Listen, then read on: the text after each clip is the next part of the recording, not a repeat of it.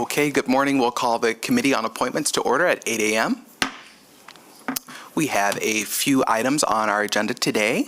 We'll start with our first item, which is a resolution confirming Mayor LaGrande's appointment of William Newsom to the West Side Corridor Improvement Authority.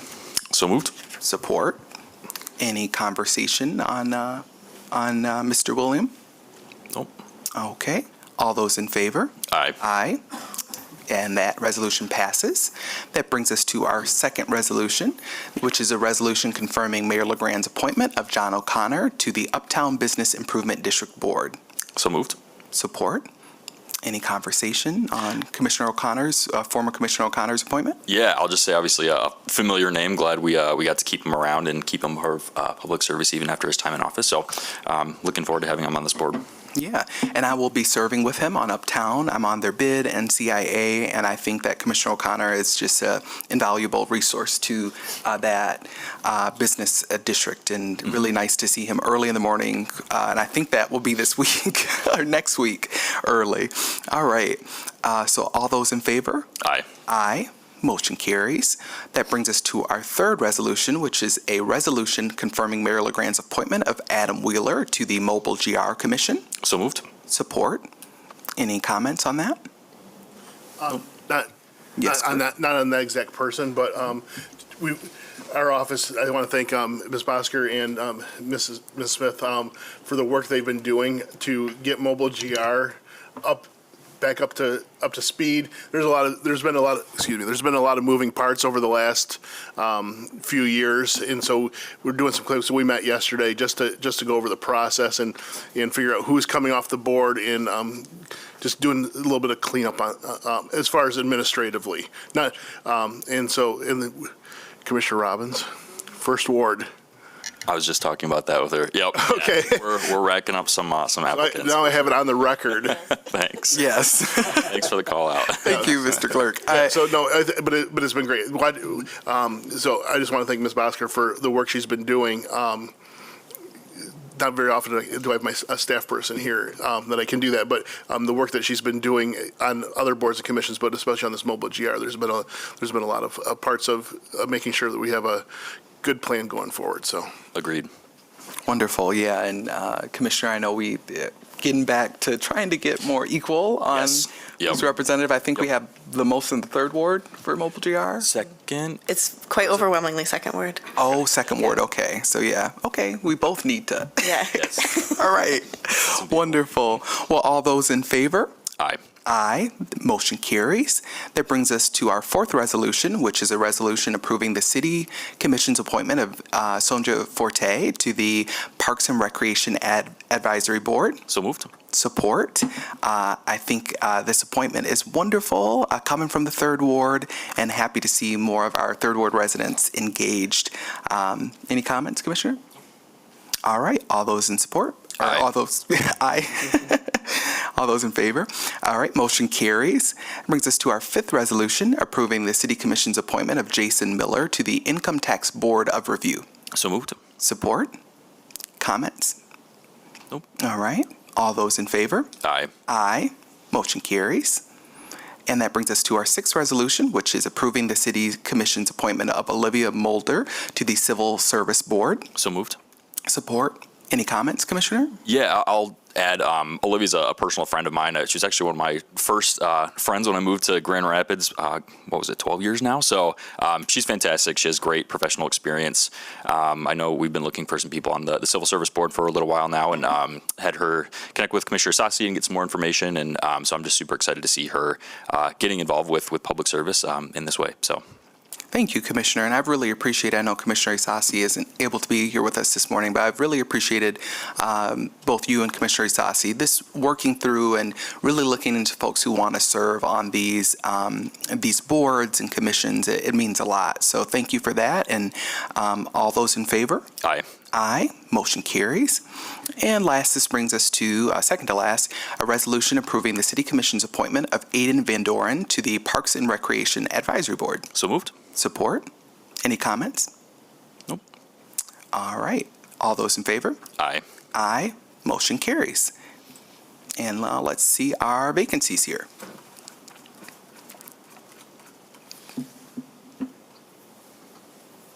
Wonderful.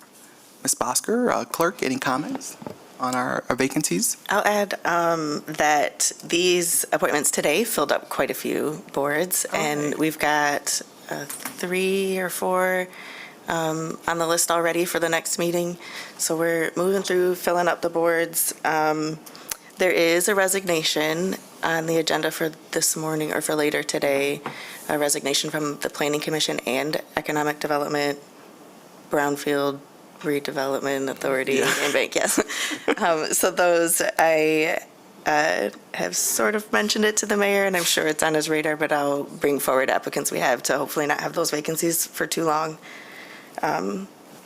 Thank you, Ms. Bosker. And then I have reached out to community members, engaged folks who want to serve, and will hopefully be able to move forward a public safety appointment here in the near future. And once again, just for folks who want to stay engaged, apply to these vacancies and help out the city. All right. Without any further comments from anyone? All right, then we will adjourn the Committee on Appointments at 8:06 a.m. Have a great morning.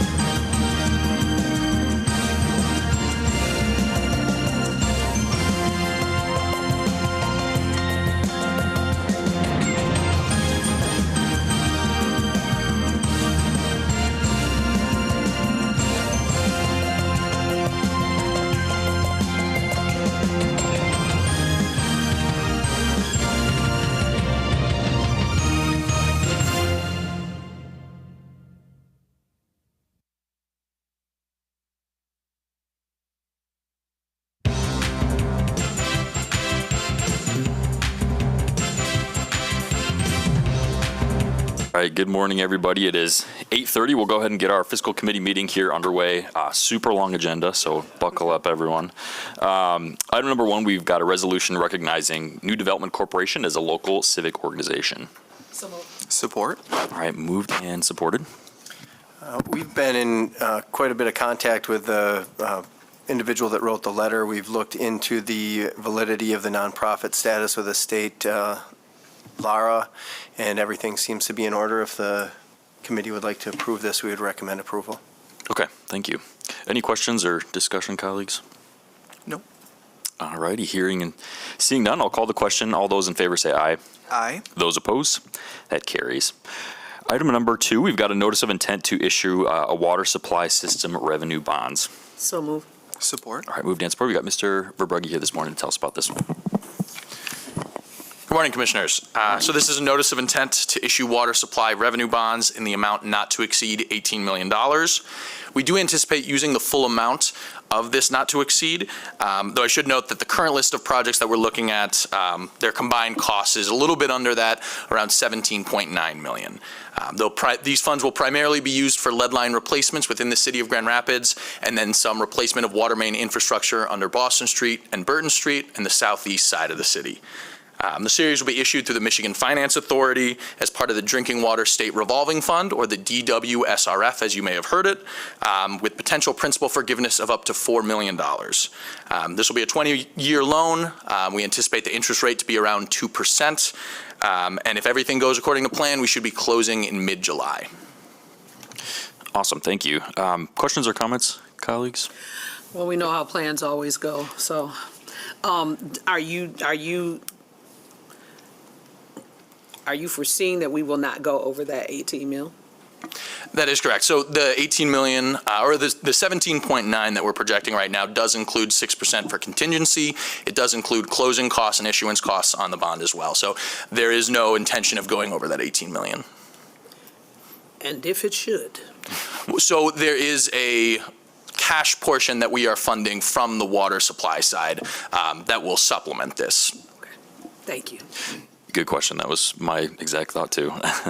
Any other comments or questions? All right. All those in favor say aye. Aye. Those opposed? That carries. Thank you. Item number three, we've got our bid list resolution for April 29th, 2025. So move. Support. All right, moved and supported. Good morning, Commissioners. We have a little bit shorter bid list this morning, about 5 items on it. They're standard operating items, some software, some high voltage cable, and some vehicle acquisitions, but happy to take any questions you might have. Okay, questions or comments? All right, I believe the list started on page 11 in the packet, if anybody tuning in wants to read through those. Hearing nothing else, though, all those in favor say aye. Aye. Those opposed? That carries. That'll bring us to item number 4. We've got our comptroller's warrant report for the period of March 25th, 2025 through April 14th, 2025 in the amount of $56,137,563.02 and monthly travel and small claims reports. So move. Support. City Comptroller. Good morning, Commissioners. Morning. For the period reference, $56.13 million was released for payment, which includes approximately $10.7 million for our employee payroll expense and $1.98 million for income tax warrants during that period. In terms of quantity, 15,083 income tax refunds were issued and 1,842 checks and electronic payments were issued during that period. None of the funds detailed above were issued by individuals or anyone in the City Comptroller's office and not in accordance with the Grand Rapids City Charter. The details of those payments are provided, as always, on the following pages. The second report we have for you this morning is the March fiscal year-to-date travel report. This details travel, food and beverage, and conference expense by city department for the first 9 months of the fiscal year. That report is showing that overall we spent about 38% of those funds. And then lastly, we have the quarterly small claims report for the first calendar quarter of 2025. So over that 3-month period, the city paid out on a total of 21 small claims, totaling amount of just under $72,000. The details of those claim payments are also provided here in the report. All right, thank you. That is received and filed. Lastly, we've got our treasurer's report for period of April 3rd, 2025 through April 16th of 2025, and we don't need a motion on this one. Good morning, Commissioners. Good morning. How are you? I'm fantastic. How are you? Great. With a report today, really highlighting some of the things that are going on. We still see storm clouds on the horizon. We've got a lot of mixed information going on in our economy. Lots of different people opining on it. We're watching what's going to be the impact of tariffs. You hear that they're going up, then you hear they're paused for 90 days, then we don't know what negotiations are going on. So really up, down, sideways right now. So as we're looking at this, the Fed is still projecting not moving interest rates with their May meeting. Again, they're still waiting on the data to start supporting them making a move. And this actually lags behind the actual activity. So it takes time to have the activity take place, for them to report it, then for them to digest it, and then to figure out their course of action. Inflation is still an issue, and we still haven't seen what's going to happen with these tariffs. So we really don't know. We just heard this morning they were talking about a pause on some of the auto tariffs, because, again, our President Trump is going to be in Macomb County today, right in the center of the auto industry, and so it plays well for that messaging to pause it on autos. So, part of me is like, what is it for your own personal gain versus what is it truly do to increase our economy and grow our economy and strengthen the U.S. economy? And so when it's up, down, and sideways, it's really hard to form a clear direction. So that's why we try and focus on the stability of our portfolio, the stability of our city investments, and how we view ourselves and what we can do to impact our community, our growth, our development. But again, when we see these types of things coming on the horizon, we have to take a pause and reflect on what other things should we do. As consumers, as our own household, we look at those types of things as, do I make significant investments? Do I spend or do I save? Can I delay something? JP Morgan has raised their projection of a 60% likelihood of a recession coming. And so, you're talking about the largest financial institution in the world actually projecting this. That's what they're looking at. And we have to turn our eyes to that, to look at that type of news and look at that type of data and really think about how we should be maybe modeling ourselves. And when we do that in our household, we look to diversify income. I remember when I had 2 kids going to college, I took a second and a third job to help pay for the college educations and to maintain the household. We do that because we see that investment in our kids, but we make those choices. The same thing is with the city. We have a way that we can either raise our fees, we can add new millages, or we can raise existing millages. Those are ways that we can add more income to the city if we're facing this type of headwind. We also, at home, we make necessary cuts to expenses. Do I need to have 3 streaming channels and I only need to really have 1? Can I delay spending on a phone another year? What can I do? We also look to continue to invest wisely, which the city is doing. We've got a really strong portfolio in very, very sound, secure, highly rated investments, and they can be liquidated if needed. Obviously, that's not our choice, but again, if financial needs dictate, we would do that. But we have really built a strong liquid portfolio with also a good amount of money in long-term investments. We also look to continue to build an emergency fund in our household budget, just like we would say, do we really want to start tapping into our savings or tapping into, as what many people have done before, although I find it to be an unwise decision, as they tap into their 401ks for a borrowing need or get a home equity line of credit in a time if they need to have some type of financial stability. Again, all this stuff leads to us to really have to take a good focus on the financial direction of the city and where we're headed. Really look at what's happening in the marketplace and really look at what's coming down the pipeline, because we are growing, so that there's going to be more needs for funds. So we're just broke ground on a soccer stadium. The amphitheater's being built. we're talking about 3 towers.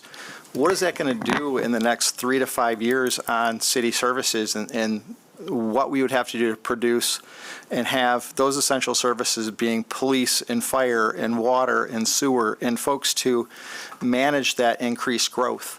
So, all that is going to be items that we have to navigate as we look forward to our financial future. But that's kind of where I sit, and I have that more of an outside looking in, because my approach is looking at the economy and where we're seeing not only our global economy, but our local economy as well. And as much as we have really good strong points in our economy, we're not far away from 2008, 2009 recession. We're not far away from COVID pandemic. That, forgive me for being a little gun shy here, but it's one of those things that I would rather be very cautious and conservative than launch into huge new initiatives. Yep, absolutely fair. I appreciate the point on liquidity too. I think that's important when there's a lot going on that we don't know, having investments that are liquid in case we need to access them. So I find comfort in knowing that you and your staff handle those investments wisely and will be taken care of. So I'll turn to my colleagues and see if they have any other thoughts or questions. Yes, thank you, Mr. Golubinski, for that, as always. I appreciate that. I don't know, I want to throw out the same caution that you said, with the city having to do different things to diversify, but also knowing and understanding that the very community that we would be asking for more money from, right, in millages and raising costs on different services are the same people that are being impacted even more so, right, by everything that's going on, right? We sow to the wind, you reap the whirlwind, and I don't feel like it's I don't know. I'm very cautious on us dipping into that savings, right, and using that when we don't necessarily have to, and there are other opportunities to step back. And like you said, during this time, we have to look at how we tighten our belts at home, right? Not going out to dinner all the time, and don't mess with my streaming services. But I could watch the groundhog out back. He'll probably do a show for me, but. Just looking at, do we want to put extra burden and costs on our community who's already struggling when they're taking away services for seniors, and the area agency on aging is struggling to make sure that they can provide these services, Meals on Wheels, and people's houses falling apart, and making sure that they have a safe place to live and they have access to the things that they need as older people. We're all going that same path. So do we want to do that to them to support? I mean, I understand we have to take care of the city, but I think there's other ways that we can look at what we're doing, and we have to be very frugal and we have to be smart. And I'm just, I said it before, I guess, kind of looking at what plan B and C is, right? Because we're looking at A and we have it. There's nothing wrong with dreaming. There's nothing wrong with planning. But at the end of the day, we got to be smart and we have to do what's right for this community. So. Yeah, thanks for that, Commissioner. All good conversations we'll be having as we move into our budget planning workshop stuff starting this upcoming week. So appreciate that. Any other comments? Yes, thank you, colleagues. I would echo and plus one to both of your statements. And then I'd like to ask the treasurer. So we've talked about our nation imposing tariffs, but what about, could you speak to a little bit the impact of what retaliatory tariffs would look like? The president of Mexico has talked about this, and she says that she's deeply considering this and is something that she would do as a neighboring nation, and just would like to get our community thinking about the impact of, okay, our president is saying one thing, and then what are allies or whatever neighboring nations considering, and what may that impact look like? It's kind of a vice versa, right? So if I want to raise my fence 8 feet, somebody else is going to say I'm going to raise mine 10. I want to raise mine 12. What it's doing is it's preventing barriers from our businesses doing business in other countries, because if they raise a tariff that are on imported goods, then if it's 200% for a $10 item going into that country, it's now $30 to try to sell it in Mexico. And vice versa, if Mexico is trying to sell washers and dryers, which I know Whirlpool years ago moved facilities down there, bringing those back to the United States, you're seeing a $100, $150, $200 increase on those appliances. So that's where those retaliatory reciprocal tariffs come into play. It makes it harder than for us to sell our goods in the other country. Our tariffs will make it harder for those countries to sell our goods in the U.S. That's why they're talking about having all these manufacturing firms reshoring into the United States, because then they can avoid the tariffs, but it also then would build factories and jobs and other things here in our country. But as our investment officer, Levi Bolt, had recognized and put into one of our treasurer's reports prior to this, is that realize it's 2 to 3 years before you're going to build this out. It's not an instantaneous build. You're not going to be going into existing factory space, reconverting it, and then start production. It doesn't happen that quickly. So, as much as we hear the federal government say they're going to reduce permitting and all that other stuff to make it faster and streamlined, it still takes 2 to 3 years to build a new factory. And even more so if you're talking about a semiconductor factory, which might take upwards of 5 years because of the nature of that production and the clean environment that has to be in order to make semiconductors.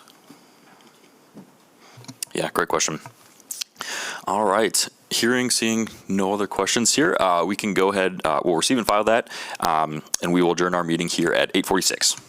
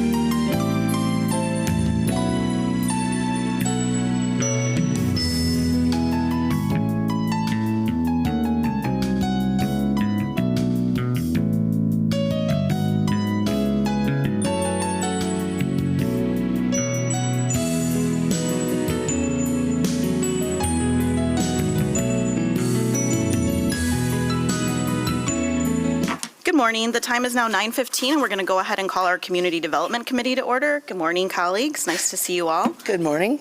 First item is a resolution approving a Community Grants Program grant agreement with the U.S. Environmental Protection Agency in the amount of $1,700,000. So moved. Support. Mr. Bergman? Good morning, Commissioners. Good morning.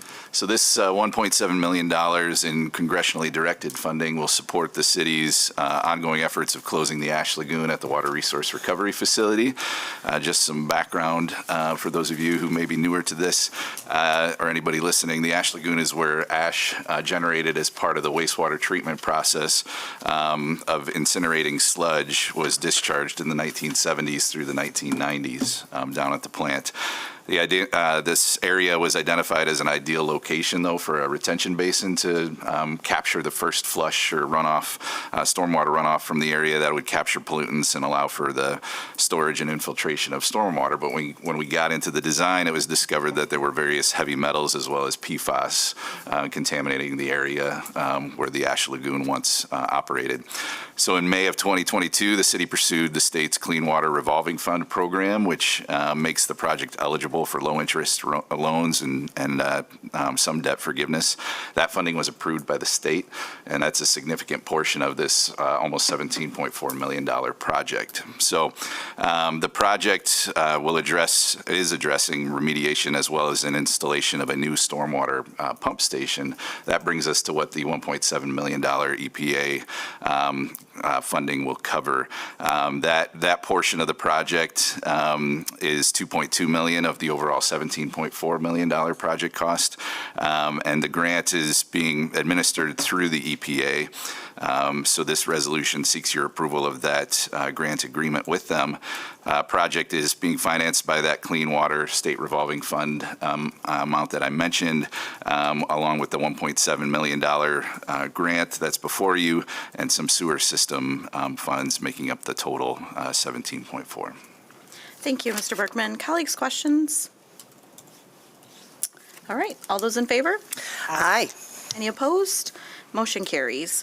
Item number 2 is a resolution awarding a contract with McGraw Construction, Inc. for repair and improvement work at several parking ramps and Calder Plaza in the amount of $2,293,464.54, with a total amount not to exceed $3,087,690. So moved. Support. Moved and supported. Mr. Bergman? So this project consists of some structural repairs and facade improvements on 10 city-owned parking ramps. These improvements were identified in the asset management plan that we have for ramps, as well as some electrical and HVAC improvements to our parking attendant booths located at them. The project also includes a $115,000 amount in some emergency repair work that we'd like to make to Calder Plaza in advance of the larger deck replacement project that will be coming next year. This will take care of some safety concerns and leaks that we're currently dealing with. McGraw provided that low bid amount that was just read, which was just under the engineer's estimate by about $50,000-$60,000. So request your approval of the contract award to McGraw with that total amount not to exceed of $3,087,690 to come from the Parking System Fund, the Facilities Management Fund, as well as the Capital Improvement Fund. Great. Thanks, Mr. Bergman. Colleagues, questions? Hearing none. All those in favor? Aye. Any opposed? Motion carries. Item number 3 is a resolution approving an increase in design services of $308,079 for improvements to Sullivan Field for a total not to exceed $1,610,312. Moved. Support. Moved and supported. Mr. Bergman? Mr. Marquardt's going to handle this Oh. one for me. Unless you'd I'm like sorry. Mr. Bergman to handle it. No, this is my break for the moment. Okay, take a sip of your coffee, yes. Good morning, Commissioners. This item is for Phase 2 work at Sullivan Field. Phase 1 is under construction, as you well know, with a little bit of delay with the unknowns that were uncovered with the contractor. That work is proceeding now in Phase 1 and should be completed later this summer. Phase 2 work, which is the increase in design services that we're requesting this morning, involves some of the more ancillary work around the ball field itself, and so entry sequence items, a public museum for historical items that are part of the ball field, and year-round activation spaces for that park to be used on an ongoing basis outside of any official ball games. So the team has been proceeding with that work, and that is what we are requesting coverage for this morning, are those design services. Any questions, colleagues? I just want to say that this was brought up at a previous commission meeting, and I know the neighbors and the residents are really excited to see this finally get done. Do you have a timeline on when things might be ready to open again? Yes, Phase 1 work is intended to be completed later this summer, probably in the August, September timeframe. And then Phase 2 work would commence later this summer and then be completed in 2026 and probably June, July timeframe. Great. And I know we had a chance to talk after the meeting last time, and I'm just glad to hear about some of those historical preservation pieces, and which also is hopefully a financial reduction pieces. So thanks for just sharing a bit of the overview. Absolutely. Right. Hearing no other questions, all those in favor? Aye. Any opposed? Motion carries. Thanks, David. Item number 4 is a resolution approving an increase to the professional services agreement with Clark Construction Company for construction of city facilities at 1500 Scribner in the amount of $6,343,299 with a total amount not to exceed, is that $98,190,904? So moved. Support. Moved and supported. Sorry, that was a big number. All right, Mr. Berkman, big number. That's a mouthful, yes. So thank you. Wanted to take an opportunity to just maybe remind some of the history on this project, but also give an update of where we're at currently. So construction is approaching the 65% completion level on this campus. The project commenced in December of 2023 when we approved the initial construction management agreement with Clark, our construction manager. This will be the new home for over 200 city employees from various city services that will be housed here, including public works, streets, refuse, fleet maintenance, parks, administration, operations and recreation, forestry, facilities, administration. Our community's children will have space there, Office of Special Events operations, city clerk's election storage, for which the city clerk obtained some grant funding, and HR will have some spaces for city training. So just wanted to underscore the volume and complexity of what is really 7 unique jobs happening on one 14-acre site. There's 300,000 square feet of construction across the office building that we're renovating, the existing garage that we're renovating, and then we're expanding that garage, doubling its size. We're building a completely new fleet and refuse building, new fuel island, new car wash, and new salt dome. So a lot is happening out there. The campus will house over 200 vehicles and pieces of equipment, having significantly more garage space than what we previously had at 201, which brings our fleet and equipment, more of it under roof, which that equipment alone is valued at about $23 million. So providing a new, modernized, updated space for not only city employees, but for city-owned assets at this location. Now, the size and complexity of the project have resulted in costs that were higher than anticipated. As we got into the building, there were certain things that were uncovered. Once you remove drywall and expose things, you're able to see more than what was originally planned for. There were unknown site issues that we got into, a significant amount of hazardous material removal and remediation that we had to contend with. Some program changes on our end. As we launched into this, we were at about the 60% design stage, and now we're fully designed and building it. Some schedule constraints. Obviously, we want to work to get employees back housed at a permanent location. We're working out of temporary accommodations currently, and some utility relocation work that had to happen. Additionally, we ventured into this, including only a 5% contingency at the time, which is, we were planning on there being some economies of scale, obviously dealing with significant dollar amounts, but given there are 7 more or less individual projects happening out there, that wasn't realized. Our typical amount that we bring to you is 12% on capital projects, and had we done that initially, we probably wouldn't be having this conversation today, because that would essentially cover what the increase is that we're requesting from you now. So the actual increase, that amount that was read of $6.3 million, incorporates the cost of change orders to date, some design and construction phase services that we've additionally incurred. It includes some costs for the temporary workspace accommodations that we will now incur beginning May going forward. Those previous costs were covered as part of the arrangement that we had with Grand Action. Now we're going to start having to cover those costs, the trailers, the temporary restrooms, locker rooms, things of the temporary workspace that we have on State Street. So that is all rolled into this cost, and additional contingencies to restore that level to deliver the project through completion and occupancy, bringing that total amount not to exceed that was read of almost $98.2 million. We are anticipating completion in late summer for the office building, and then by end of calendar year for the fleet and refuse building.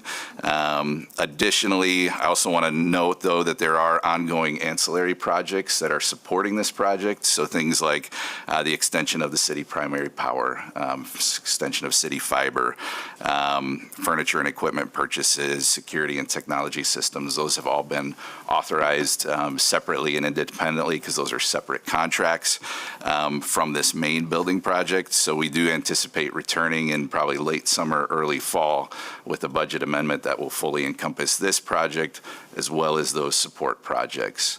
Lastly, just want to lift up some of the equity and inclusion efforts that the city and Clark have been able to incur on this project. There's a 10.3% spend through the end of March on companies that are either MBE, WBE, DBE, or MLBE.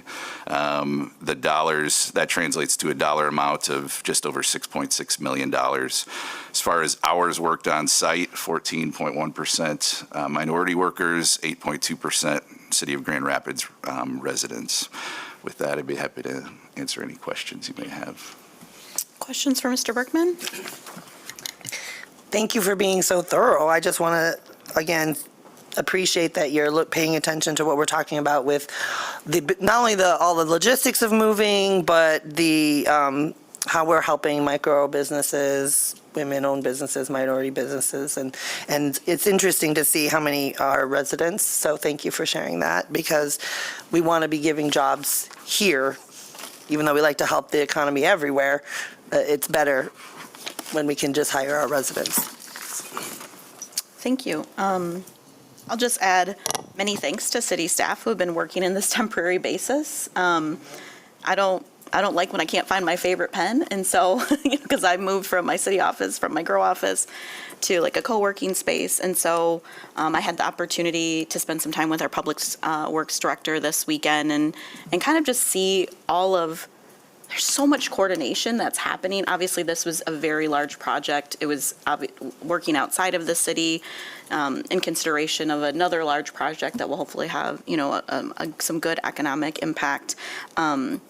But this kind of shows all those behind the scenes as we're driving up and down, Monroe and going past Scribner. So thanks for this overview. Yes, I think, that's one of the bigger numbers that I've read, but we know that this is a large project. So, Commissioner? Yeah.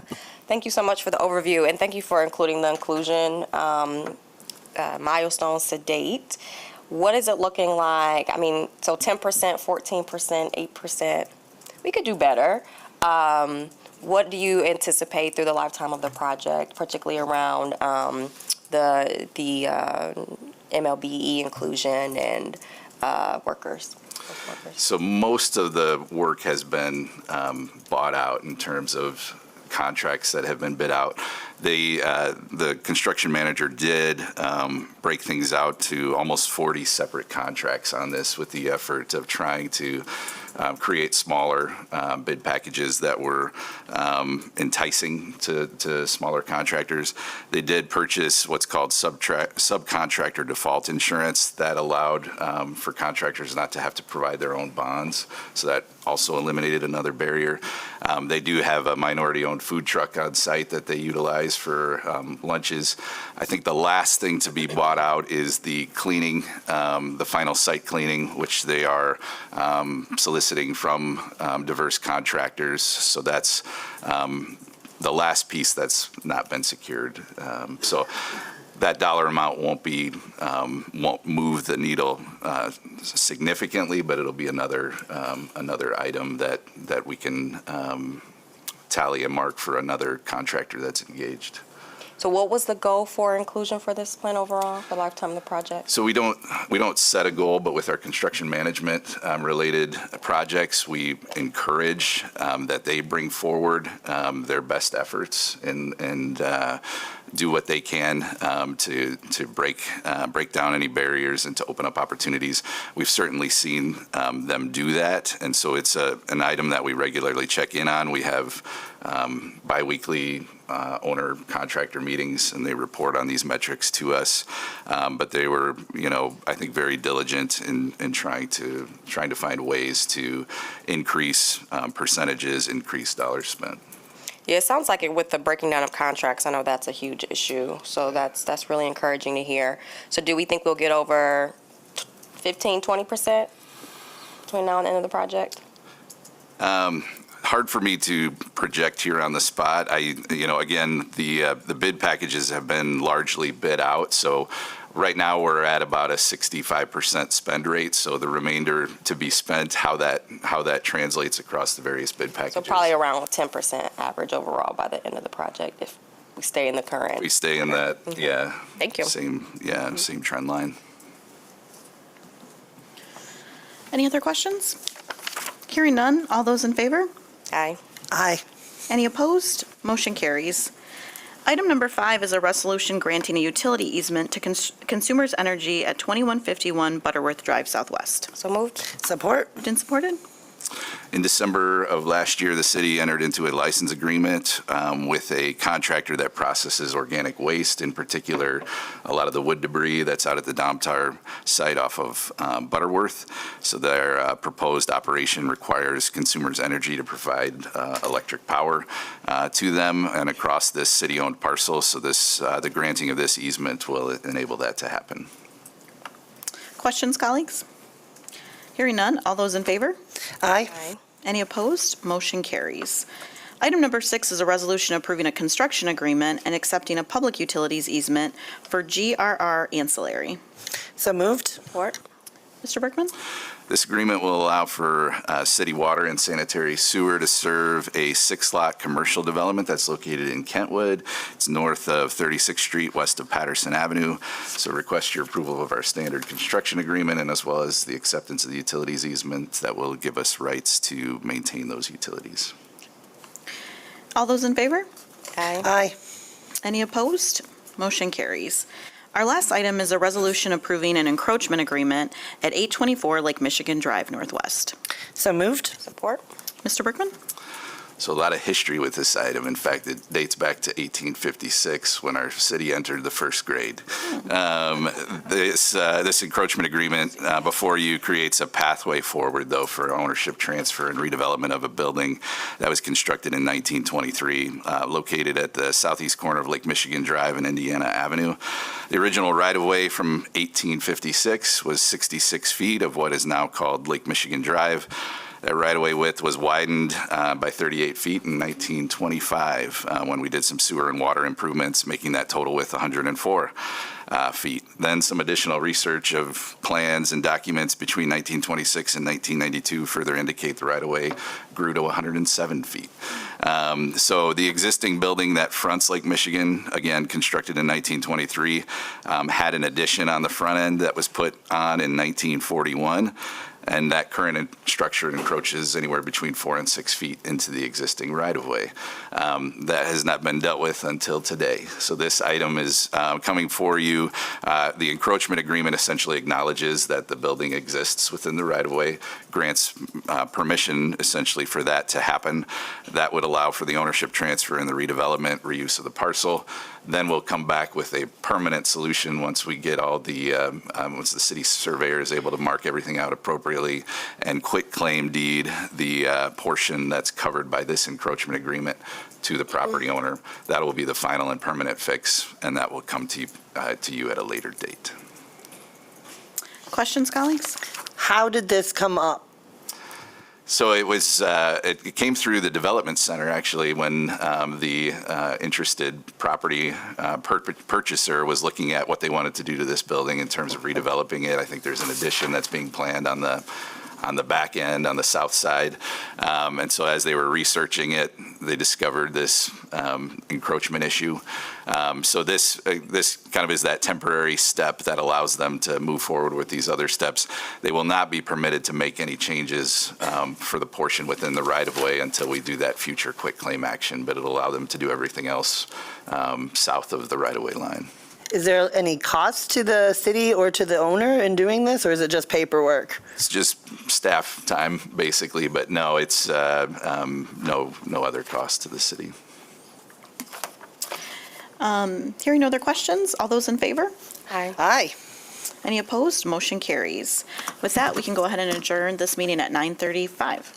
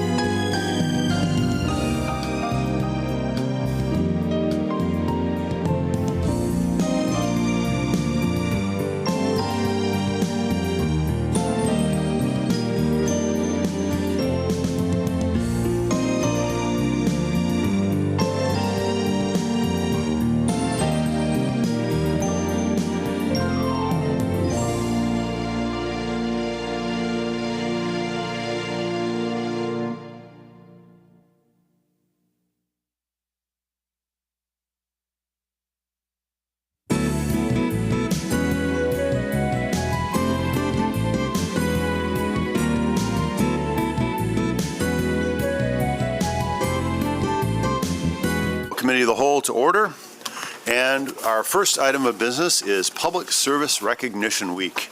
And I am going to come to the podium and read a proclamation and be joined by our city manager who can say some words about the beautiful people who do service in our community. I think Ms. Bowers-Payne, are you coming up? All right, thank you.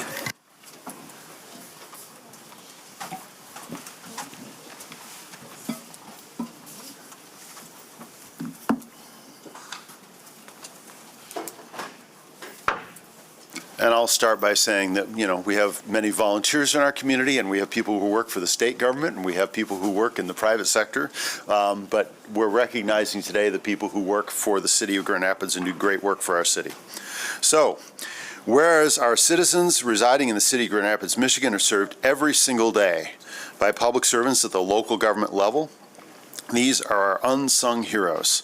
And whereas day in and day out, they provide excellent city services as expected by our residents with efficiency and integrity. This excellent level of services provided are of vital importance to a growing, sustainable, and resilient community and the well-being of citizens and visitors to Grand Rapids. And whereas without these public service at every level of government, continuity would be impossible in a democracy that regularly changes its leaders and elected officials. Now, therefore, I, David LeGrand, Mayor of the City of Grand Rapids, proclaim the week of May 4 to 10, 2025, as Public Service Recognition Week in honor of the thousands of public servants that work for the City of Grand Rapids as an employee, appointed or elected official, or a board or commission member, and call on all residents to recognize the accomplishments and contributions of government employees at all levels.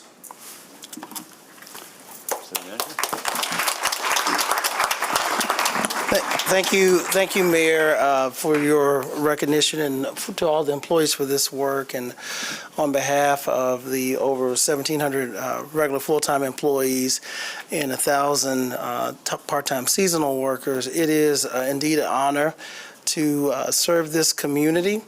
And certainly the work of local government cannot be done without very dedicated, hardworking public servants across all of our city departments. And I'd just like to, in addition to thanking them, thanking the labor unions as well for their work and leadership, would also like to affirm the values of our organization and making sure that we have employees that execute those values, those who are accountable, collaborative, value customer service, equity and inclusion, as well as sustainability and innovation. And to that extent, we recognize our employees periodically, and there are a list of those that are in your packet that have been recognized over the past year or so. And I'm going to ask our Human Resources Director, Ms. Randy Bowers-Payne, to come and have a few remarks on behalf of the Human Resources Department and our ACE recognition program, which employees go above customer expectations. Thank you. Good morning, everyone. Good morning, everyone. As the city manager said, the Human Resources Department supports a regular and recurring acknowledgement of city employees across the organization who are celebrated for their work in alignment with city values. And we do this through an ACE celebration. And we invited ACE awardees from the last several months to attend this meeting today so that we could see them in person and celebrate them. And so I invite those ACE awardees who are here today to come up so we can take a photo together, and I invite everyone who is here and not an ACE awardee, but who does celebrate public service appreciation to join me in giving them a hand as they make their way up to the front.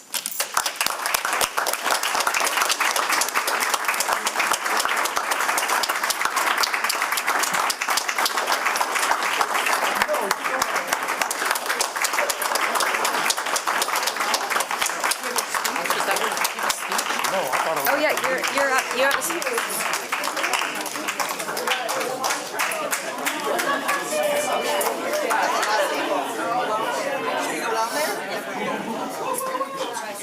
We're just squeezing this way. We're just squeezing in the middle? Okay. I don't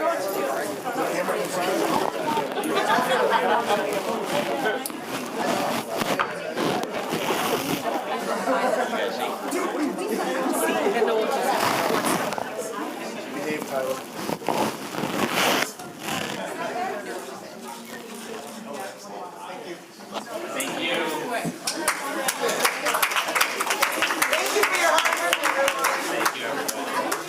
You thought it was a group meeting?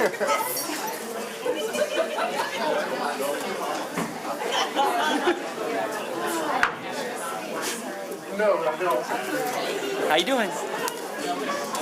You'll be hearing from me soon. Perfect.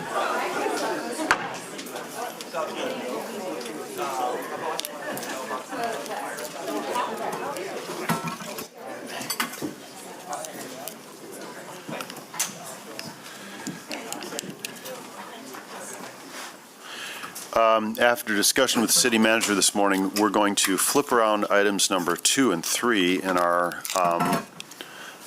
agenda and talk right now about the proposed city budget and get our first overview from our city manager. And a warning to those in the audience, this is going to be about an hour is the rough guess here. So if you want to go to the bathroom, time yourself accordingly. Thank you, Mayor. Joel, do you have the remote? Scott has it? Okay. All right, I'll let Scott keep it for the moment. Thank you, Mayor and Commissioners, for your time today. And as the Mayor said, it is my pleasure to present the fiscal year 26 budget. And, what you'll hear today is a couple of things. One, about the fiscal plan and our proposal for the $735 million in expenditures. This is based on good fiscal stewardship that allows us to maintain essential services and sustain the momentum of the transformational projects that we've already started, and to build upon some of the aforementioned values that I just talked about for our workforce. This budget process, as we are sensitive to, follows a significant transition in our elected leadership. And what we've done this year is affirm some of the direction around not only the fall retreat that we had last year, but also earlier in your tenure of this dais, back in February, we had one of our mid-year retreats and affirmed some of the focus areas. And that contributed to some of the fiscal planning. And what we hope to do today is show you how some of those plans transition and translate into action while balancing the ongoing necessary daily operational things that we are doing. We know we are implementing this budget in a period of a lot of uncertainty. There is local uncertainty in terms of how some of the contract negotiations will turn out with our labor groups, and we're at the table now doing that. But there's also federal and state uncertainty around funding, and at both the federal and a little at the state level. And so what we've done is propose a budget that I believe will be able to transcend and endure some of the potential uncertainty that we will face over the coming year. And so with that, I will be co-presenting today with our interim CFO, Scott Sandin, and we are certainly looking forward to Ms. Claren's return next month or thereafter. But in the interim, she has a highly capable deputy that's going to help us give an overview today. No decisions are required other than the approval of the public hearing, and that's why the mayor that's why I requested of the mayor to have those public hearings set after we present the budget. Next slide. And so here is the schedule. We're doing the preliminary plan today. After today, we'll give you the big budget books that you'll be able to take back and have follow-up and bring with you as references for future work sessions. But you'll see on the 6th, seems there have been a lot of discussions around infrastructure and mobility, and so we would normally discuss safe community economic prosperity as our first session, but with this commission, we thought you might want to spend more time on some of the infrastructure issues. And then on the 13th, we'll come back and have a subsequent conversation about the balance of the strategic priorities, safe community, economic prosperity, governmental excellence, and engaged and connected. And on that same day at night, there is a public hearing where we'll receive comments from the public.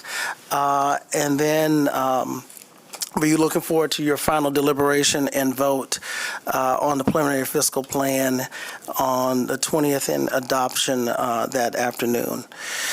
So next slide, please. I've alluded to our core values earlier when we acknowledged the employees, and these remain unchanged. And as I said earlier, these factor quite a bit in terms of how we build and propose the budget. Next slide. And here again, a reminder for you and the public, some of those focus areas that we took time to deliberate and discuss in February at the mid-year retreat that also informs some of the fiscal prioritization. Next slide. And so with that, I will again, pleased to present the $735 million fiscal plan, which includes almost $200 million in the general fund. And our focus is the continuation of all services. There is one exception, and I'll talk more about that in the process. You adopted a fiscal policy some time ago that relates to grant-funded positions, and it essentially says that we are not to assume the continued funding of any grant positions that expire. And so with that, we'll talk about some of the recommended staffing that we have in this budget, but we pulled out, I think, 4 grant-funded positions, which we certainly are recommending, but it will require a change in amendment to this proposed budget by the time we finally adopt in May. And so we'll talk a little bit about that, and we're always pleased to see the tax rate itself decrease, and there's about a 1% decrease in that. So with that, I will now turn it over to Mr. Sandin and to provide us a financial overview. I would ask, because there is a lot of material, if you could hold your initial questions until Mr. Sandin concludes his presentation, and then we'll take some questions, and then I'll pick up on the balance of the presentation. Thank you, City Manager. Good morning, Mayor, Commissioners, City Manager. Appreciate this opportunity this morning to present the city's FY26 fiscal plan overview. I thought I'd start out this morning just kind of walking through the budget development process briefly, just to make sure everybody understands how that works and the opportunities for public engagement particularly. Basically, the core of the budget process runs from about December through this time period here, April, May. It begins when city departments and commissions, boards and authorities, they're doing their research, their analysis, and they're formulating their priorities, primarily for the upcoming fiscal year, but also we like to do a 5-year outlook. You know, the 5-year outlook isn't perfect, but it's a good tool that we use to have an opportunity to see things that are coming down the pipeline and take, perhaps corrective action if necessary. So as these meetings are being held, the commissions, boards, there's opportunity for the public to engage and provide comment and input at those meetings. Once the budgets are submitted, typically that's late January, then the budget office is going through the budget submittals. They're obviously checking for mathematical accuracy, adherence to policies, adherence to the budget instructions that we put out. Primarily during February and March, the department heads come in and meet with the city manager and his executive review team, and they present their budget proposal. Typically, we have a representative from the Office of Equity and Engagement. We sometimes have our performance management and reporting specialists participate, and so it's a good group of folks looking over the budget submittals and basically determining if the submittal is adhering to the city manager's directives and, importantly, to the commission priorities. So out of those meetings, adjustments are made, and then that brings us to where we are today, which is presentation of the proposed preliminary fiscal plan.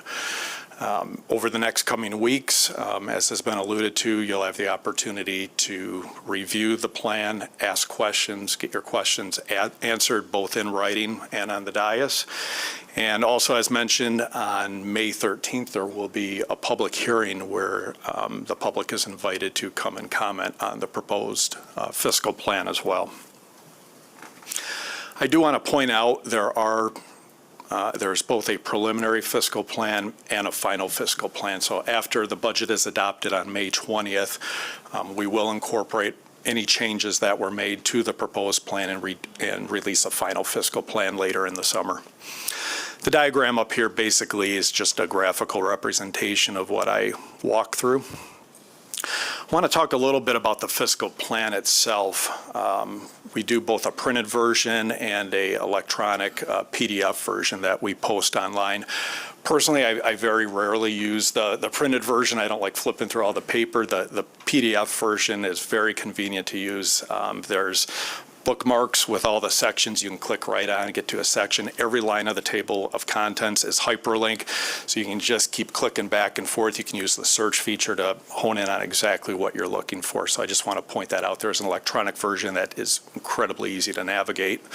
Some of the key sections I want to point out, the beginning of the fiscal plan book is the manager's letter, where it's a very thorough presentation of some of the highlights of the fiscal plan, so definitely worth a read. Followed by the budget basics and budget guidelines. There's just a wealth of information in those sections about different policies and kind of our approach to how we develop the fiscal plan.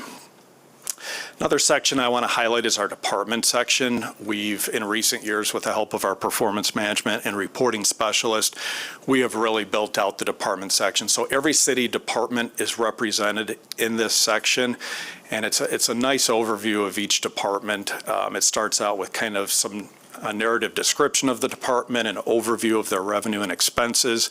There's a performance management table that lays out their performance goals, their targets, how they're performing in relation to those goals and targets. There's graphical representations of the performance management metrics.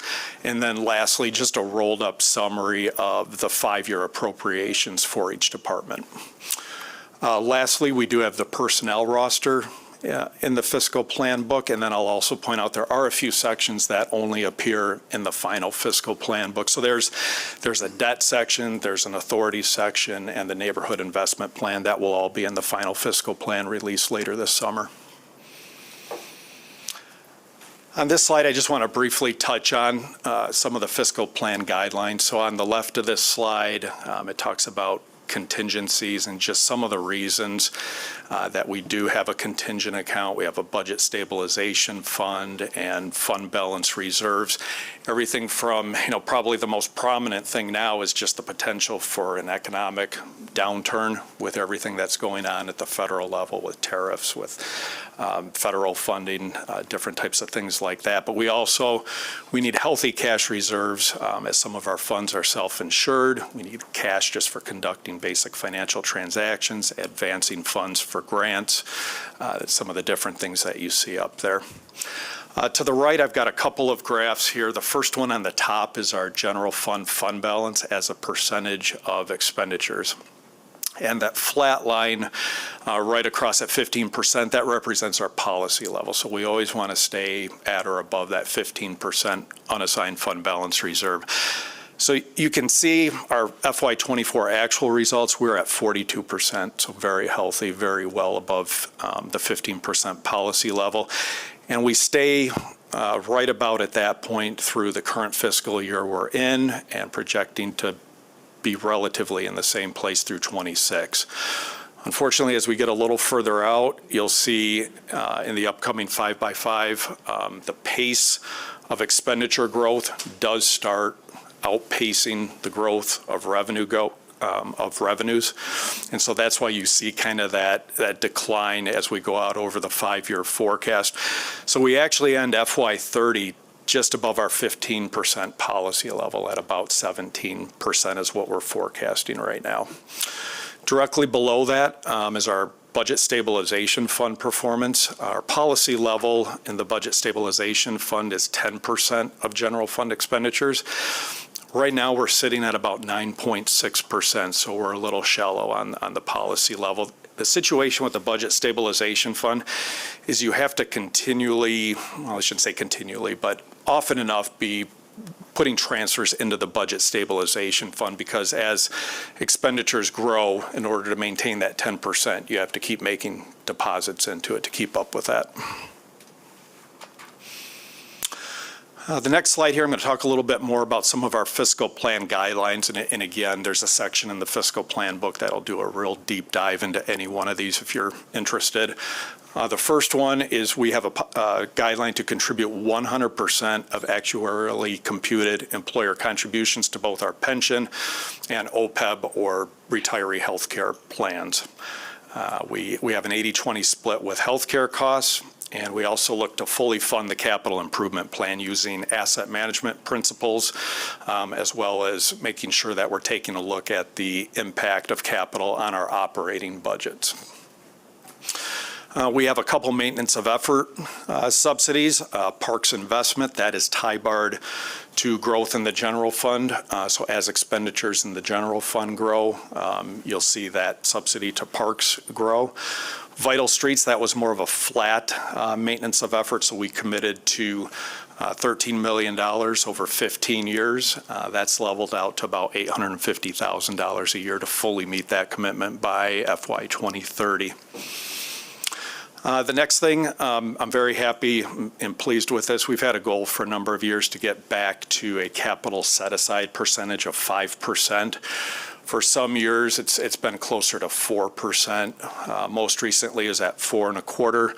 And our CFO, Ms. Claren, made a commitment 3 years ago to keep increasing that capital side until we got back to the 5%. So we've been increasing that 0.25 point a year. Fiscal 26 is the first year that we'll be actually back at that 5% set aside. And just to be clear about what exactly that means, so the resident income tax rate is 1.5%. Vital Streets is 0.2 of that. So we take that automatically goes to Vital Streets.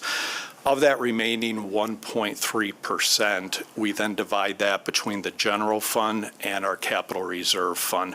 So when I say 5% capital set aside, that means we're now contributing 5% of that remaining 1.3 to capital, with the other 95% funding our general operating fund. Lastly, I'll talk a little bit about our income tax growth assumptions. It's not on this slide actually, but for the current year we're in, for fiscal 25, we're anticipating about a 6% growth rate in base income tax revenues. That's been coming in very strong this year. We're projecting 3.5% in fiscal 26 and then 3% thereafter. As you can imagine, the further out you get on the time horizon, the more challenging and uncertain it is to know exactly where that's going to come in. So we do have a tendency to kind of pick a conservative 2 or 3% and run that out through the out years. In the upper right-hand corner of this slide, I've just kind of summarized some of our public safety information. So percent of general fund expenditures for police is about 35%. For fire, it's about 23%. And then you can see the sworn staff and total staff levels for both police and fire. As a reminder, we do need to maintain at least a 32% expenditure level in the police department. So we're a healthy percent above that right now at 35%. Touching on some of the major general fund subsidies in the lower portion of this, as you can see, our two biggest subsidies out of the general fund is the 61st District Court. That's that gold bar on the graph, followed not too far by the Parks Maintenance of Effort subsidy. And then we have the Vital Streets and some smaller cemetery subsidy in there as well. I'm not going to spend much time on these next couple slides. It's our pension and OPEB. We did have our actuary out, if you remember, at the mid-year update from Gabriel Smith-Roeder, and he did an excellent job kind of walking through this. I'll just say the main update on here is we did receive the results of the police and fire actuarial report, and so we did update that to the 75.1. There was not much change between this year and last year. Just real quick high-level overview. Our actuary did say both our pension and OPEB plans are very well in alignment with both Michigan and national public pension and OPEB plans. This next slide here is just an overview of citywide revenues. It's a nice graphical representation. As you can see, the three biggest pieces of our citywide revenues is charges for services at about 37-38%, city income tax at 27%, and our city property tax at about 11%. Kind of the key takeaway on this slide is that city income tax piece of the pie. And the reason I want to point that out is income tax is our most volatile revenue source, most sensitive to economic conditions. And so when you can see what a significant portion of our total revenue that is, you can kind of see the impact that it has overall. This goes a little deeper into our income tax projection. So what this is showing is how we allocate income tax. So building a little bit on my prior comments, you can see obviously the lion's share of our income tax is going to the general operating fund. The orange is the Vital Streets piece that we peel off, and then kind of tie-barred with Vital Streets is the Sidewalk Repair Fund and the Capital Reserve Fund. So I do want to comment in terms of Vital Streets. The guidelines, the Vital Streets guidelines basically says we have the ability to contribute up to 16% to the Sidewalk Repair Fund. We can contribute anywhere between 0 and 16%. Ever since the beginning of the Vital Streets program, we have always maximized that. We've contributed 16% to sidewalks, and this fiscal plan that you have before you today does continue to provide that full 16% funding. This next slide looks at property tax a little bit, so I kind of like the graphic on the left. Excluding the authorities, it kind of gives a breakdown for each dollar of property tax collected, the different funds that's allocated towards, so general fund, library, refuse, capital improvement, and parks. Off to the right, again, you can kind of see just a graphical bar representation of how much comprises each of those categories. Doing a little deeper dive onto property tax, as the city manager mentioned at the beginning, we are looking at an overall reduction of 0.0957 in the millage rate, so always enjoy seeing that with the Headley rollback.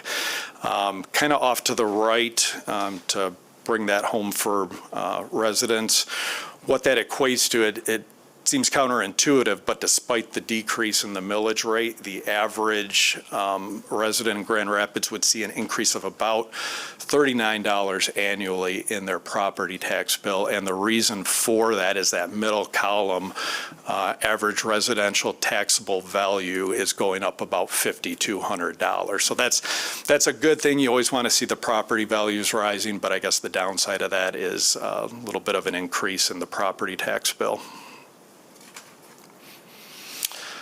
This gives a high-level overview of just our water and sewer rates. Kind of as a reminder, there's really two key points during the year currently when we're doing budget. You know, we try to take into account and remember that what the decisions we make today as part of the budget process for the water and sewer department is going to impact the rate study that we're doing this fall in about the October and November timeframe.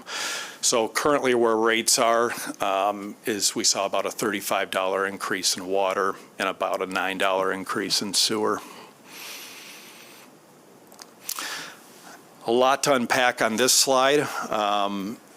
So kind of want to give some of the, it's called financial outlook, but maybe it would be better stated, financial concerns. The first one, there's certainly been a lot of talk about just the economic policy uncertainty at the federal level, things we've been seeing going on with federal funding, the tariffs, and just concern about the general economic conditions overall.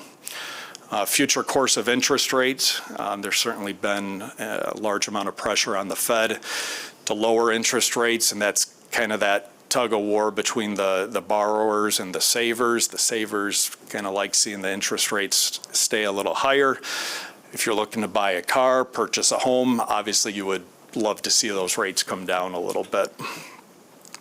And obviously interest rates has a direct impact on city borrowing as well. The next item is kind of the decline in consumer confidence that we've been seeing. You know, consumer spending is the economic engine of our economy. And when consumer confidence starts to wane, spending starts to wane, consumers pull back, and that certainly has a significant impact on the economy as a whole. Federal funding, I wanted to do a little bit deeper dive on that. So to date, maybe we would say fortunately, we've only had actually about $1.5 million in actual awarded funds that have been postponed indefinitely and or rescinded. I believe the majority of that related to EV charging infrastructure. We've been encountering other issues with, grants that we were planning to apply for. They've been closed. They've been postponed indefinitely. Just a lot of activity going on in federal funding at that level. As a reminder, I think I pointed this out at the mid-year update. We currently have about 71 staff that have at least some portion of their salaries paid by federal funds. Only about 12 or 13 of those staff is fully paid by federal funds.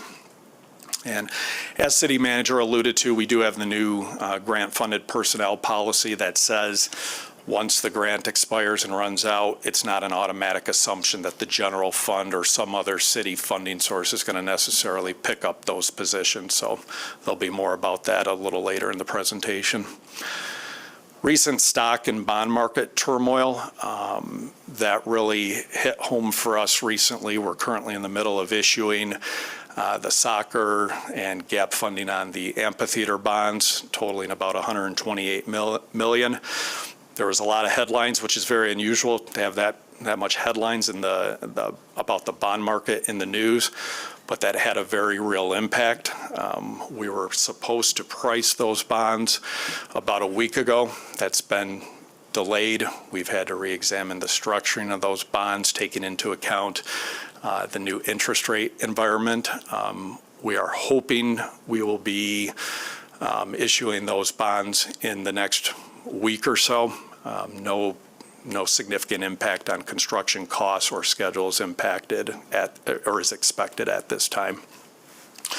Last thing I want to point out on here is we did maintain our AA rating with both Moody's and S&P with that most recent offering. However, our financial advisor did have an opportunity to speak a little bit at length with the analysts at both Moody's and S&P, and they seem to be delivering a very clear message. That message is we understand that the issuance of debt ebbs and flows. You've been issuing a lot of debt lately. It's time to probably hit the brakes. The concern is not with what we have in the pipeline already. The ratings agencies are aware of that, whether it's the Fire Training Center, Scribner, project for Calder Plaza. We can certainly proceed with that. I think the concern is any new potential issuances coming about. And refunding, so that's another opportunity where we can refund existing debt to achieve savings. Certainly there'd be no issue, obviously, with that either. I put this kind of summary slide in just to show where we're at currently with ARPA, American Rescue Plan. So it's by major category. The obligated amount totals our total award of just short of $92.3 million. I do want to point out we did meet the requirements of fully obligating that funding by December 31st of '24. And then we show what expenditures have been incurred through the end of March and how much is remaining yet in each of these categories. Next is our general fund. We call it 5x5, but basically general fund forecast that I alluded to a little bit earlier.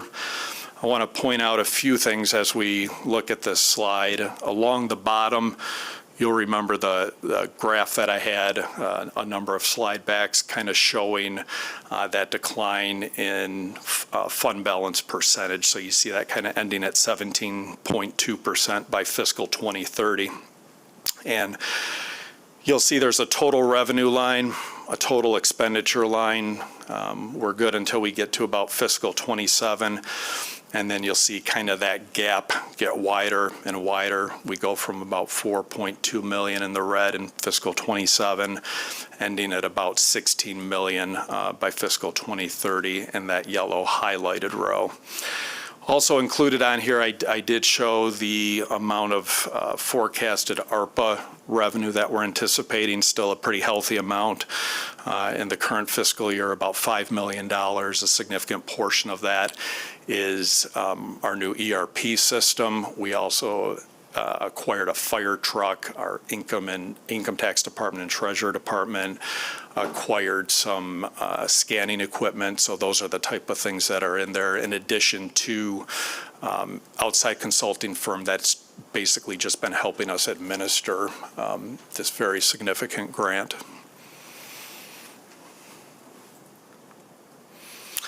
The next slide kind of gives a pretty good history of our permanent staffing levels, going all the way back to fiscal 2002. So you can see back during 2002, we were approaching about 2,000 permanent staffing positions, 1959. And you can see that kind of trail off, bottoming out in about 2014, 2015, around the 1,500 mark. And ever since that low point, we've been gradually climbing back. This year, with what's included in the proposed fiscal 26 budget, we're looking for that to land about 1,774 positions. And that gold line that you see on there, that's basically the percentage of staffing to city population. I believe that's based on the most recent census of around 198,000. So that just shows that comparison on there as well. So we're about 0.89% by 2026. The next slide is a summary of the positions that we are proposing to add as part of the fiscal 26 budget. It's basically in two subtotals. The first is showing 10 additions in the general fund for just over $1 million of fiscal 26 cost. And then there's an additional 12 positions proposed outside of the general fund, ranging from building inspections fund, ESD, parking, water, refuse. So in total, 22 positions totaling about $2.4 million for fiscal 26. One thing I do want to point out, I really like the function column on this table, because the position name that you see in the third column doesn't always do a good job of telling you exactly what this position is going to be doing. For instance, admin analyst or an OA2. And so we wanted to really dial in on a good description to convey an understanding of what the expected duties and functions would be of that position. And then off to the far right, you'll also see the funding source for those positions.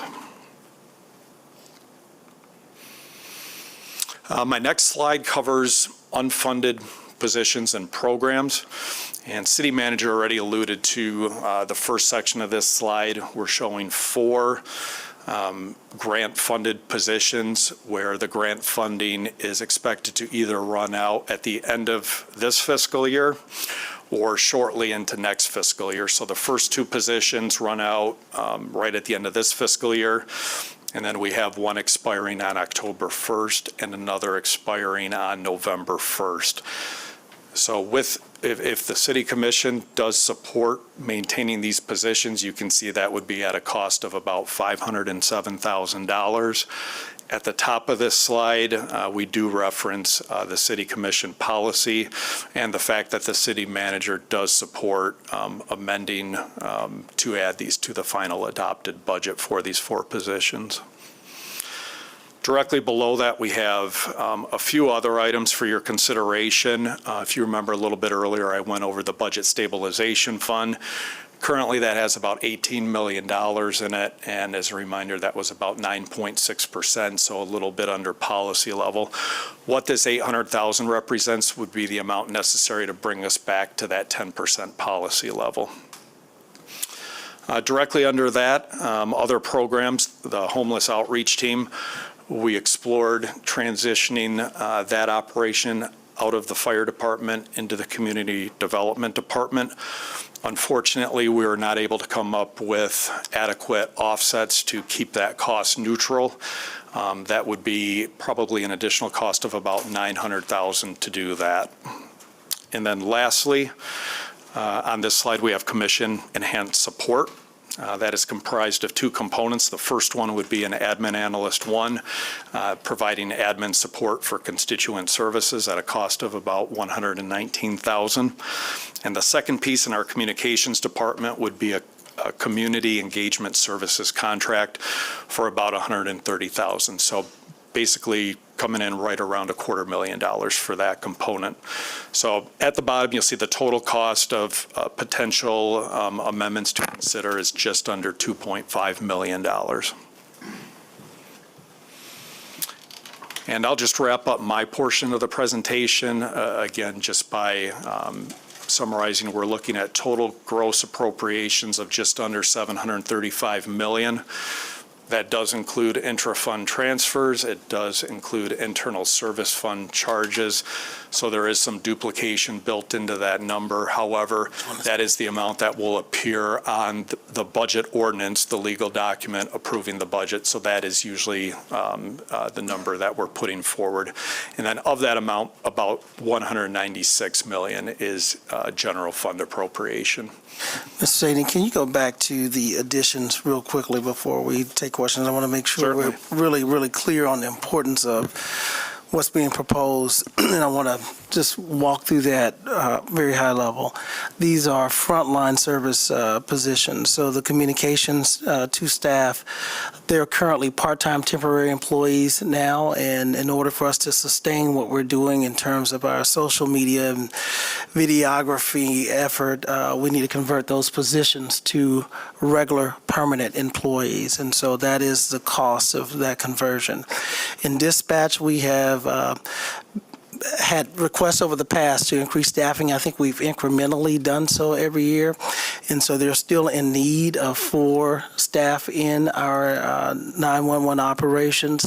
One of these positions is a supervisor. We've had significant amount of overtime that's incurred, as well as employee fatigue. And of course, in an operation like that, that's 24/7, 365, we want to make sure we maintain the appropriate staffing level.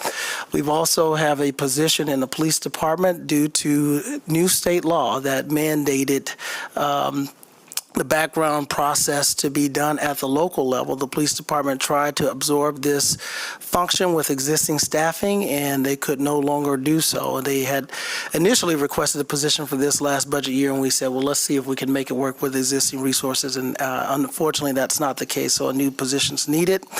We also have 2 electricians that we need to maintain our portion of traffic signals, traffic lighting through our street lighting program.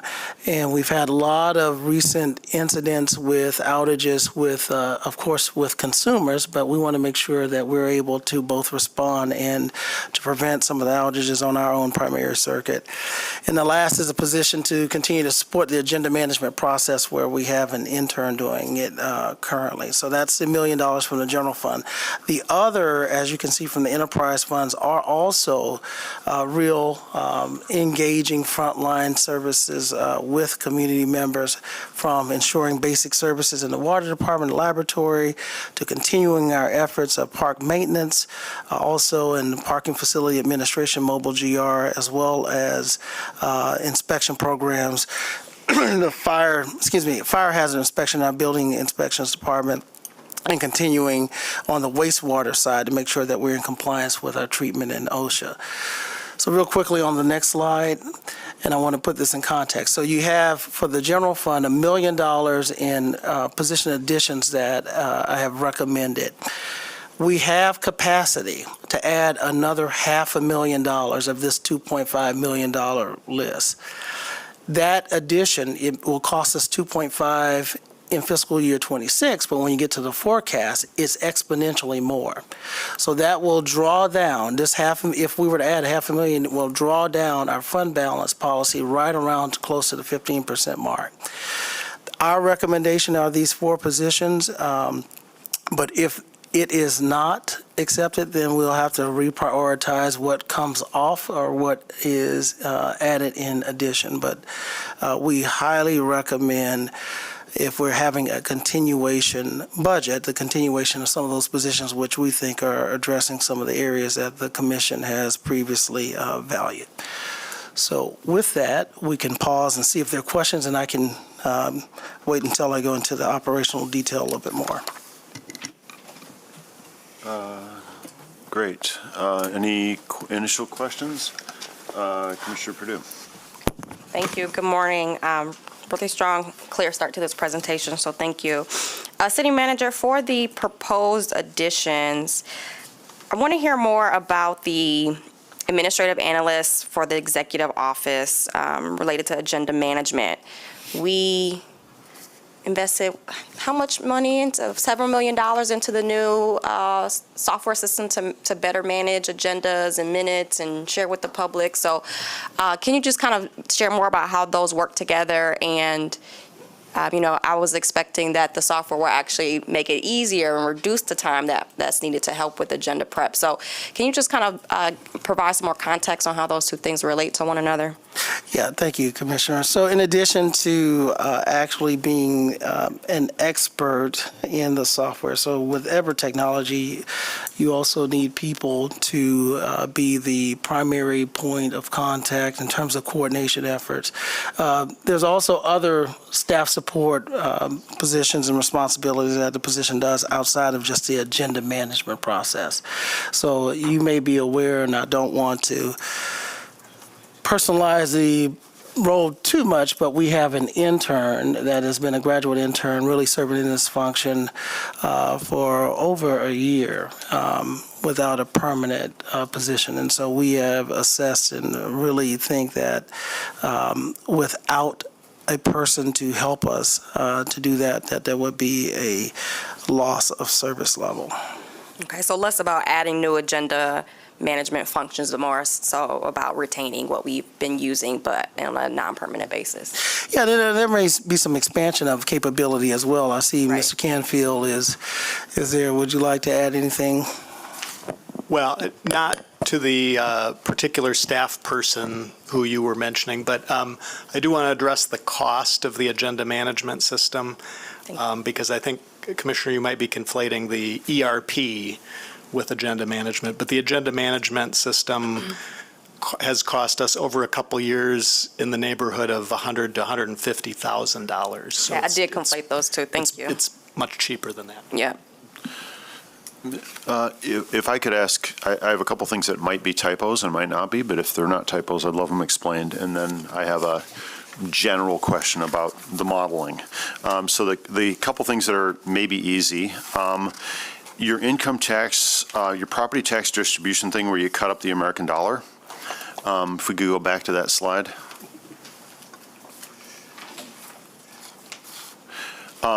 Your big green line there is brownfield and other authorities. So where does that show up on the U.S. dollar? I'm a little confused. The biggest part of your graph is the green part. And I'm not seeing, it seems to dwarf like general operating fund and all that. So could you explain the tie between those two graphics a little bit? Yes, no, you're absolutely correct, Mayor. The graphical presentation on the left does exclude the brownfield and other authorities. That probably should be updated to incorporate that. Okay. And then the other one that was really jumped out at me was if you can go to the general fund forecast. If I heard you right, and this is broadly, we all know, unfortunately, property valuations continue to rise, which is a real affordability problem, but ultimately then that gives us property tax increases. We got a $19 million and 85,000 forecast for 2025. That goes up $21,000 into 2026. That doesn't scan for me. I mean, that's a 0.01% increase or something. Is that a typo, or you're projecting like really, really minuscule property tax revenue increases? I think it is a relatively small increase, but I would like to go back and dig into that and get you a better answer on that. That's way great less. Question. Way less than 2 or 3%. I'll work with our assessor on that. Yeah. And then that brings me to my broader modeling question. So your projections about decline in our reserve fund relative, and that starts happening in 2 or 3 years. Have your underlying assumptions been that Grand Rapids population remains stable? Because one of the things we've all been wrestling with is a report that says that we need 15,000, give or take, housing units in the next 2 years. Well, 15,000 housing units ought to produce more than 15,000 new human beings. I suspect it might produce 30,000 more human beings, which would be a real increase in our population, which would then presumably get us a big jump in our income tax revenues. It would also presumably get us a big chunk of new property tax revenue if we're talking about constructing new units. So I understand that, you may not believe that's going to happen and that's, speculative, but I would, if I'm sitting here betting, I would bet the U.S. population is going to grow in the next 2 years because it has for the last 250 years. I mean, whether the U.S. population goes up 1% in the next few years or 5%, like it's reasonable to expect the U.S. population to grow. If I were betting on Michigan population, it's been flatlined for a while. But if we have lots of indication that people want to move to the city of Grand Rapids, it seems to me at some point that's real. If you're talking about a 5-year projection, and we know people want to live here, we should have some modeling, it seems to me, that shows the effects of an increased population. Now, maybe we don't do our job right, maybe we don't produce that housing, maybe we fail on that objective, but given that that's our objective, if our budget doesn't talk to our goals for increased housing, now I'm not saying you didn't do that, but I'm saying if you presumed flat population projection, I would like to see a projection of, we have, for example, new housing that we know is coming online because it's well through our community development plan. Like if it didn't happen, I would be flabbergasted. We have some things that have been announced with great fanfare, like the Three Towers project. We know how much new revenue that's supposed to give us. The state's not going to get any revenue out of it. We're supposed to get more property tax and more income tax. So I don't know if even the Three Towers has been built into this model, but the Three Towers is just an example, right? Like we have a lot of things in the econ development pipeline, and maybe we want to weight them. Maybe we don't want to totally count on them. I wouldn't. You get my point. Could you speak to that? I do. Yes, certainly. Thank you, Mayor. Basically, I probably should have elaborated a little bit more on the income tax model. So let me back up on that a little bit. There's basically 2 primary components to our income tax modeling. There's the base income tax revenue, which we build that out based on a planned percentage increase, like you heard me say, the 6%, the 3.5%. So we just keep growing that year over year based on the percentage that's determined. And then the other piece, and why you see kind of what you see on this 5x5 is our compliance piece. So what our income tax department does is they receive information from the state of Michigan based on state of Michigan filings, and it provides the department with a list of taxpayers within the city of Grand Rapids, and they're going through and doing a comparison, looking for potential non-filers doing compliance type work. And so that's more of a flat percent based on our income tax administrator's best estimate. The belief has been for years that compliance portion would trail off. It's been rather high. It's been as high as 21 million in recent years. I believe it was 16 million last year. We're forecasting 17 million this year. And so what's in the forecast is 17 million for the current year, fiscal 25, trailing off to 12 million next year, and eventually our income tax administrator believes that's going to normalize more in the range of $7 to $8 million in the out years. And so that's the primary thing impacting kind of what you're seeing in this forecast is the presumed trailing off of that income tax compliance revenue as time goes on.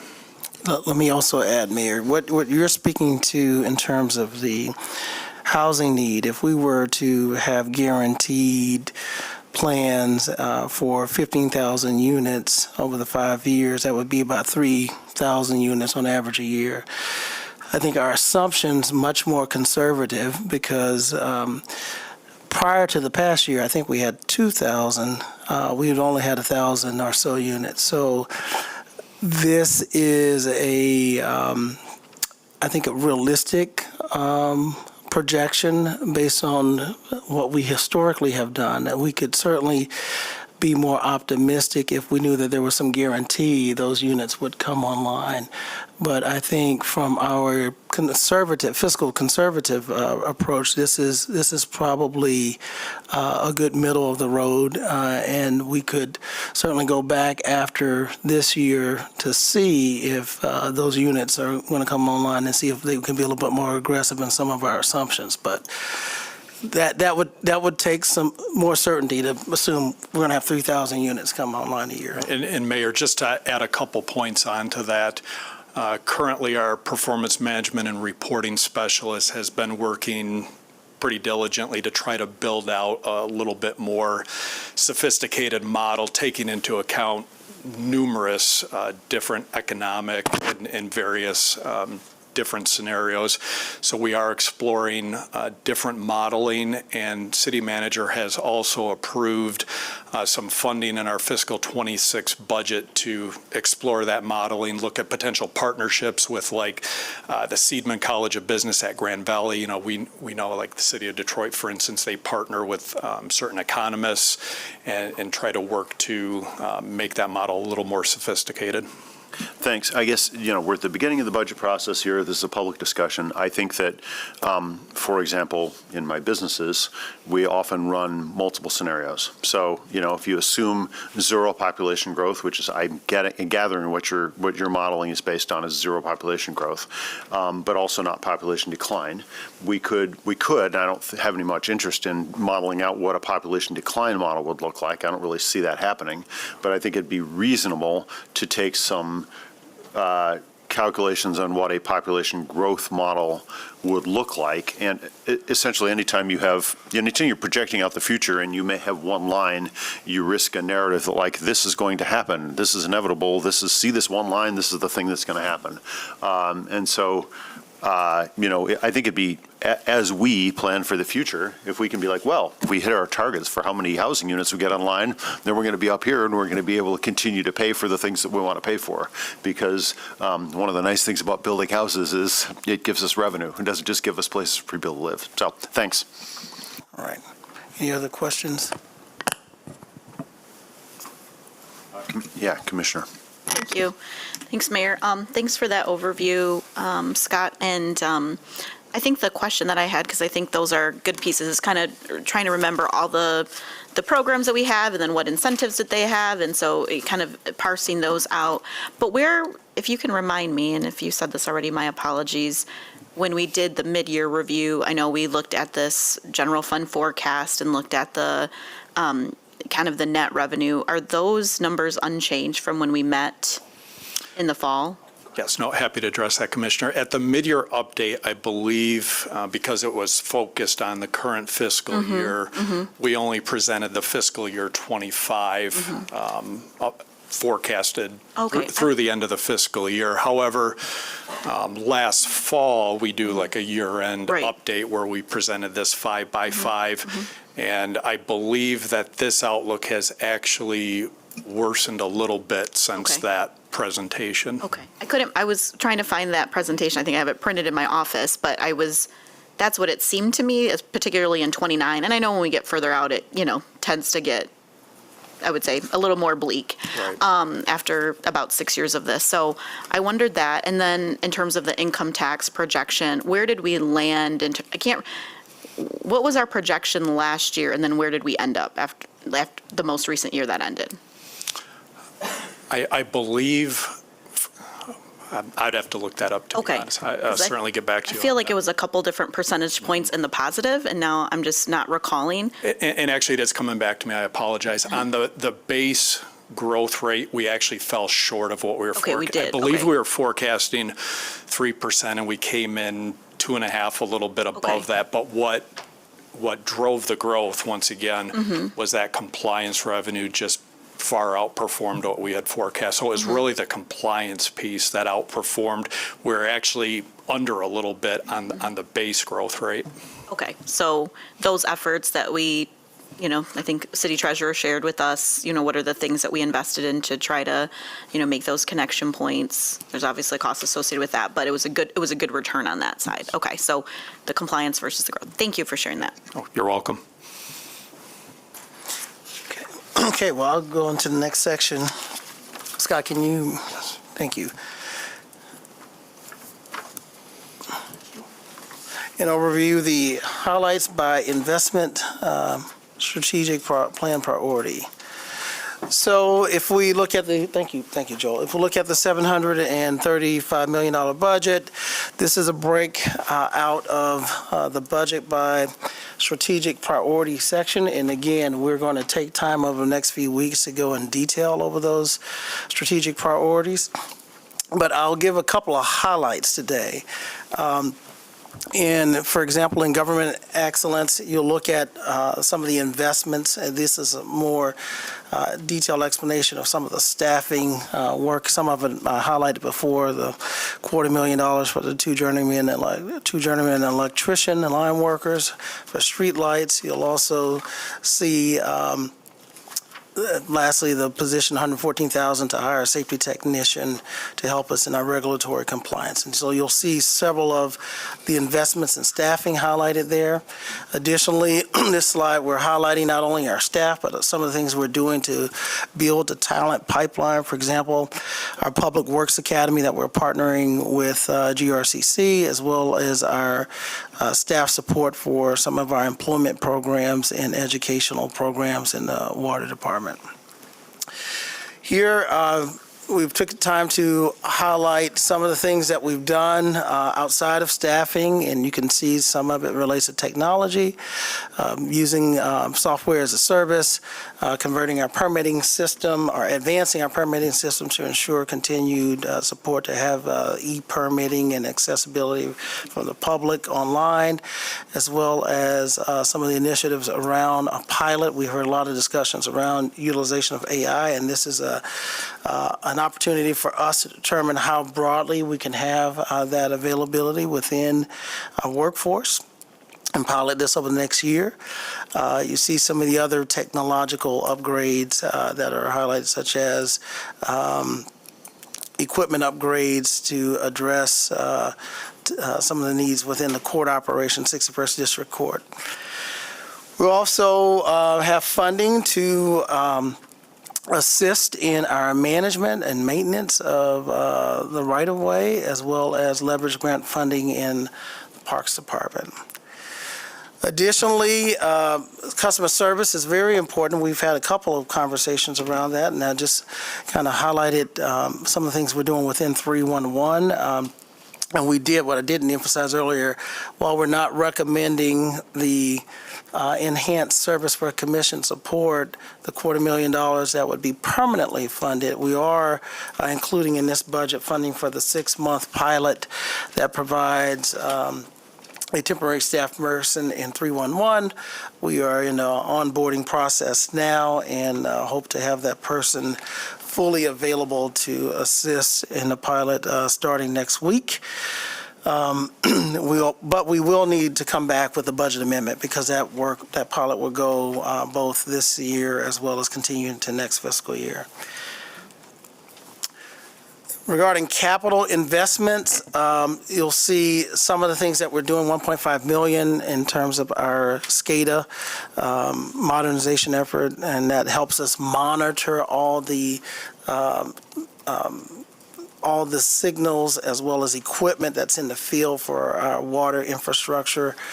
We also have funding to improve our trench repair program, $400,000 there, and you can also see some smaller funded items to the right column. I will highlight the $234,000 again, additional investment in terms of street light installation.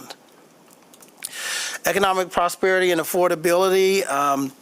couple of areas we continue. Matter of fact, you had a public hearing related to these funds at our last city commission meeting. Some of the federal funds that we received to help with CDBG programming, home, ESG, and JAG. Those are all projected to be continued in this budget, as well as the investments in our corridor improvement authorities and districts. You'll hear later on in the process the recommendations for each bid or CIA, but collectively they're around $35 million in addition to the $1.5 million for the Smart Zone.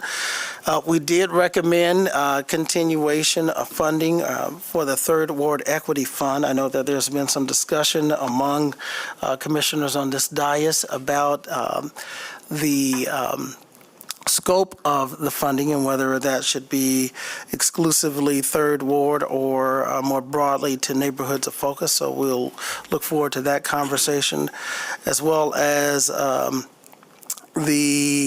continued investment in implementing the community master plan, $150,000. So that would allow us to, as you're aware, we adopted the master plan at large.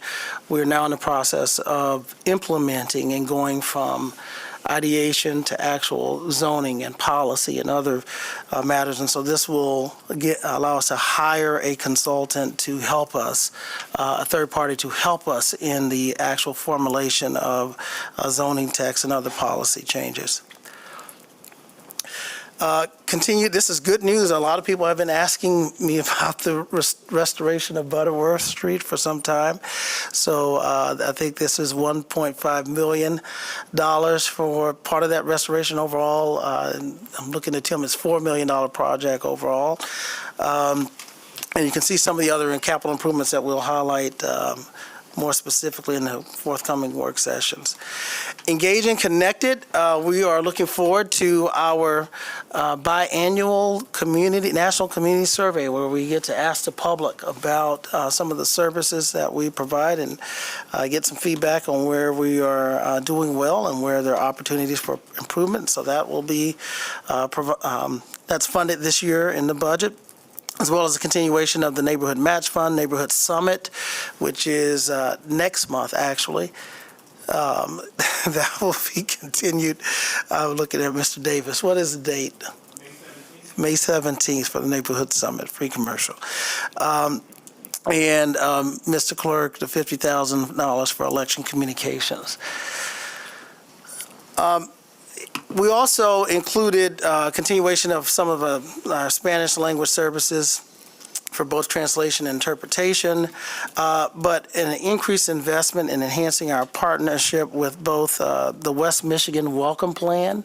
That's a collaborative effort that we have with the county of making sure our new Americans, new immigrants are welcome in Kent County, and we can get them involved, engaged, particularly with the need for talent and getting people in the talent pool here in the county, but also our partnership with Grand Rapids Sister City for $50,000. And as you may be aware, they have no permanent staffing there. It's a all voluntary group, volunteer nonprofit, and that is the city's contribution for supporting that work. Health and environment, just a couple of things I'll highlight. We continue to focus on our efforts for climate resiliency. You'll have a hearing tonight to talk about the community action and adaptation plan for climate. But we are continuing to support $200,000 for comprehensive master plan for environmental services department. You'll see investments such as $50,000 for a storm asset management project, as well as some air quality monitoring funding, $17,000 for that. We continue to focus on how can we reduce our carbon footprint through municipal fleet emissions, and see a couple of investments that allow us to replace vehicles and equipment, as well as continuing efforts to expand our neighborhood cleanup effort, $200,000, and that also provides for the much coveted dumpster day, add extra dumpster days, as well as continuing our almost $600,000 effort to enhance corridor cleaning, right-of-way cleanups, trash cleanups, and I think this is our second year of doing this, second year, correct, of doing this. We continue to focus on reducing lead contamination, both in homes and on the private side, the lead service line replacement, see $11 million for that effort, and another $2.3 million for the lead hazard control program through our community development department. And we are continuing our effort to distribute filters as part of our lead home awareness efforts as recommended through the participatory budgeting program of $500,000. Other select investments, you'll see some of the things that we've done to complete some of the park programs, MLK Lodge Park, as well as Roosevelt Park Lodge. Thank you for those who were there at the groundbreaking for the park at Roosevelt Park. We have a hearing on the name tonight, but there's $1.5 million to continue to advance those efforts, as well as several other investments that I will not highlight in detail. We'll go through those in more, but lots of programming for our parks and trail efforts, as you can see.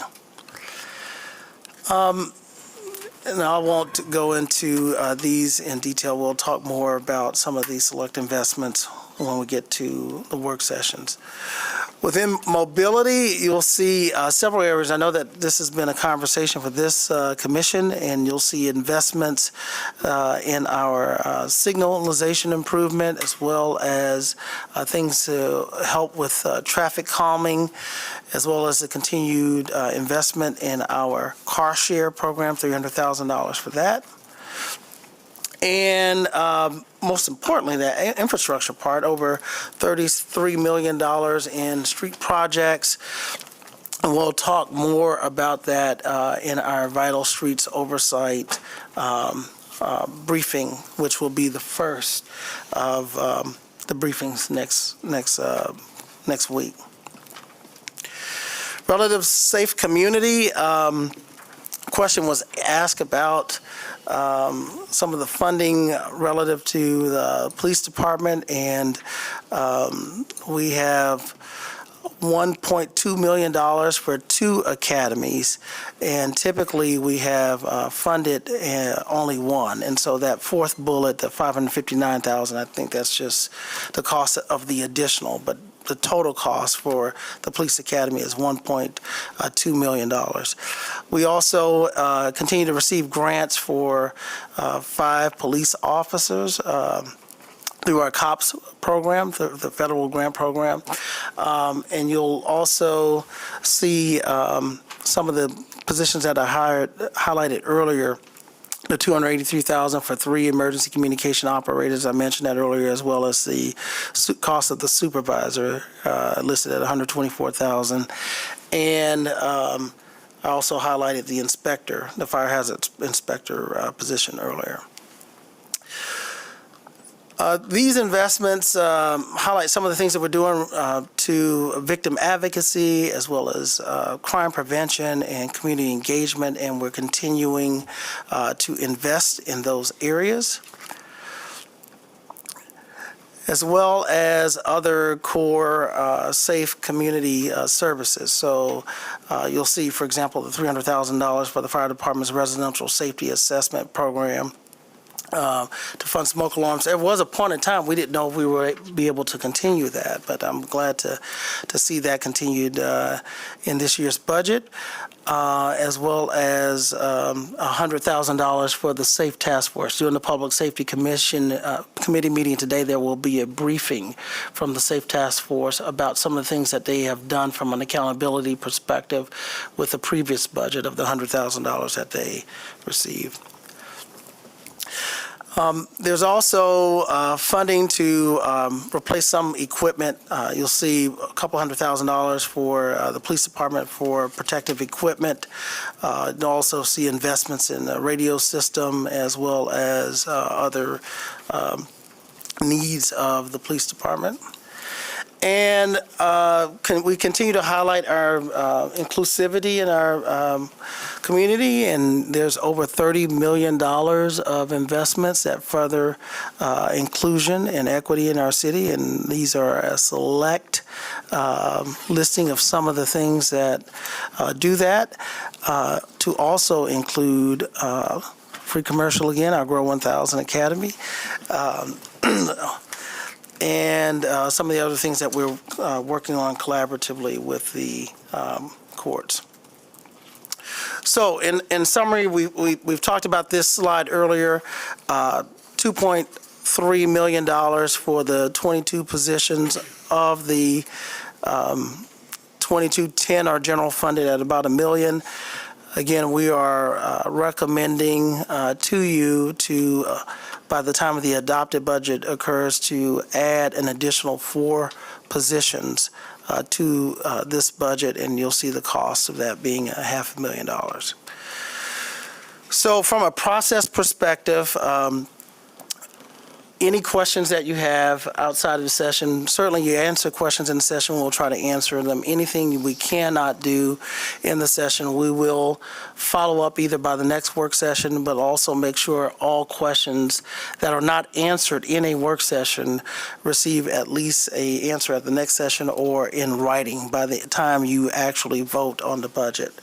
I would ask you send those questions to me or our CFO, Mr. Sandin, and we'll make sure we follow up with you. We'll be presenting our residence guide to the fiscal plan on May 6th. It'll be available. Again, this is an overview of the roadmap for the conversations that we'll have to go in more detail. I do want to take a minute, first of all, to thank this City Commission for the time today and your careful deliberation over the next few weeks over this important matter, but also to all of the departments who have contributed to this budget and have worked months to bring, to both listen as well evaluate and bring their best professional recommendation forward. Thank you for your work. I want to specifically acknowledge the work of the Budget Office and staff who have done an outstanding job in helping us through this process. I'd also like to thank the executives in my office who have sat through several meetings trying to discern some of the proposals and what to recommend, and I want to specifically thank Deputy City Manager Behrens, City Manager Matthews, and our Chief of Staff, who is also functioning as our strategy officer, Mr. Lou Canfield, for his help along with Mr. Kane, and our managing directors, Ms. Bo Hatch and Mr. Dernberg, who is quickly adjusted in the absence of Mr. Hurt. Thank you all for your very thoughtful support in bringing this forward, and certainly to all the departments. So with that, Mayor, I'll pause, see if there are any clarifying questions or if there are things that we should anticipate that you'd like to know more about in future briefings. Thank you, Mr. Manager. And I think we're going to next move into our vote for the schedule for actually moving through the budget process. But Commissioner Belcheck. Just a couple of quick questions. I see in the investments into different capital infrastructure things, you mentioned a bridge. And I'm just wondering, we can get back to this, but where does the 6th Street Bridge fall into the capital improvements and review of repair and things like that? I have been told by a couple of residents that they are finding some of the iron pieces, some of the ornate pieces on the walk across the bridge. So just curious where that might fit into our planning. That's one of my favorite bridges as well. And as I walk and look at maintenance opportunities, I want to make sure it's maintained as well. So we'll make sure that we are able to give you a good update on some of the maintenance efforts of our bridge program. And then the other thing I just was curious about, and we can talk more about as we develop, but I'm glad to see that included in all the equity highlights. You've got staff dedicated to environmental justice and climate justice of about $222,000. And I'm wondering if that's the same as increased, what overall funding needs might be needed. I see $30,000 in here to support the CAP potentially, but that's a question that I have as we're going through the budgeting process as to what kinds of supports we need to be able to do this work. So thanks for that, and I'll just call your attention to this slide again. The first position in the executive office, our sustainability office is funded really through the executive office, and there is a grant position that is expiring that in order for it to continue will need the support of this city commission. Also got very disturbing news this morning that one of the positions that was working in our sustainability office through the AmeriCorps Vista program is also being eliminated due to federal efforts, and we'll likely have to amend to continue that position as a temporary position, either amend this year's budget or find funding in next year's budget for that. And then last but related would be, do we have plans or budgeting for personnel to do additional specific grant seeking or something like that? I'm worried that we might be leaving in the past grant money on the table or something, and now we can do better going forward. Thank you for that. We have several people embedded through departments throughout the city whose job is to focus on both seeking grant funding, but also compliance work related to grants. But in the past couple of years, we've added a position enterprise-wide whose sole responsibility is to look for grants across all departments. And so that is continued in this budget. Continued and new is what I'm hearing. New as of this last year. Yep, well, it's not new for FY26, but it was new, was it 24 or 25 that we started at Stevie's position? FY25, 24? Okay. Yeah, so we're continuing the funding for it. Great. Any other questions, commissioners? Otherwise, I think that will bring us to our resolution to set a public hearing on May 13 for the property tax and city budget. So moved. Any discussion? All in favor, say aye. Aye. Aye. Motion passes. And thank you, City Manager and our Head of Fiscal for that great, comprehensive, and actually engaging presentation. It was long, but I was able to pay attention and focus the whole time. So Mayor, we voted on the property tax rate. That was number 3. Can we get a vote on the fee schedule too? The resolution for the fees, that's item number 2. Yeah, right. Okay. You had us flip around 3 and 2. I'm sorry. Now I'm moving backwards from 3 to 2. Thank you. I just forgot to say thank you. That's the only reason I was pausing there. So now that brings us to what was originally item 2, which is a resolution for a public hearing on May 13th on the proposed service provision fees. Can I have a motion? So moved. Support. Any discussion? All in favor, say aye. Aye. All opposed? Motion carries. And this brings us to a briefing from our city clerk. And as he comes up, I want to remind the public here that we had a first discussion about the election precinct, the state of election precincts, and perhaps most particularly about voting locations at our last meeting. And I have, in the intervening time, had extensive conversations, not just with the clerk, but with my fellow commissioners. And I think that it's very important to everyone on this commission that the end result of any action that we take in this area give us a very clear vision for improved voter access. And I think that there are 2 key parts of voter access. One is that we focus on ease of voting, and finally on robust voter engagement. And so, having had those conversations and having set this for a discussion of your initial proposal, City Clerk, and also potential alternatives, if you could brief us on where you are in your thinking at this point. Great, thank you, Mayor, Commissioners. So to continue on from where we left off 2 weeks ago, so to start off with saying, increase voter access by statewide vote in 2018 and 2022. And the voters of Grand Rapids overwhelmingly voted for those proposals as well. So the citizens voted themselves more access to the ballot box by having different routes in order to vote rather than just vote on election day, by adding universal absentee voting and early in-person voting. Grand Rapids provided 4 early voting sites in the November 2024 election. Voters could go to any site. So that's adding 4 basically precincts right there for those early voting sites, and which anybody could go to. You weren't beholden to your neighborhood polling location. You could go anywhere in the city in any of those locations. And we can also have a potential to add additional days of early voting as well. So the state mandates a minimum of 9 days, but it has a maximum of, I think, like 29 days. So there's potentials to add days of early voting as well to add the access. And then Michigan Public Radio in the last 2 weeks did a in-depth look at our proposal. They talked to community members, they talked to commissioners, but their analysis of the proposed changes found the distance between polling places and farthest edges of most precincts would shorten or remain roughly similar. Some would increase slightly. So thank you to Michigan Public Radio for looking at that, where those polling locations looked and where the boundaries were.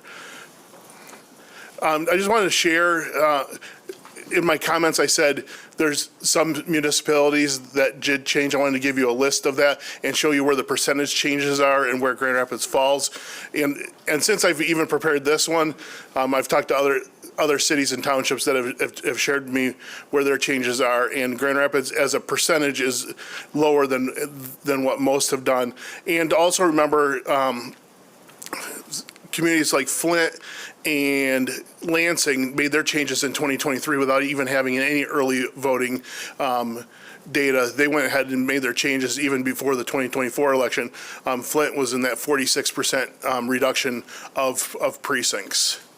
So kind of put it in a framework of City Clerk Joel Hondrup didn't just decide, I want to reduce precincts. I'm looking at it as the access to voting changed with early voting and absentee voting, and looking at voting as a whole and what my colleagues around the state have been recommending to their election commissions and commissions. Precinct boundary considerations. So I wanted to just make sure I had a list here of what all the different considerations went into when we're looking at precinct boundaries. We looked at number of registered voters. We looked at the polling locations. Is it a GRPS building that's closing or may close? Look at accessibility, parking, visibility. Is it a visible building that you can see as you drive by, or is it tucked away in a neighborhood? And then future availability. That's kind of that GRPS question too, or Adams Park Apartments. What's the future availability of these buildings going to be? We wanted to go to a single precinct polling location to remove any confusion. When you came into a building, you saw 2 lines. I don't know where to go. To do that. We want to limit district splits and precincts, i.e. school district lines, county commission, et cetera. We have a lot of different districts, so we want to make sure we limit that confusion as well of having multiple ballot styles in a precinct. We had to look at absentee versus early versus election day turnout. Which in some of these precincts, which of their manner is the voter using absentee versus early voting versus election day? Average number of precincts and registered voters similar in each ward.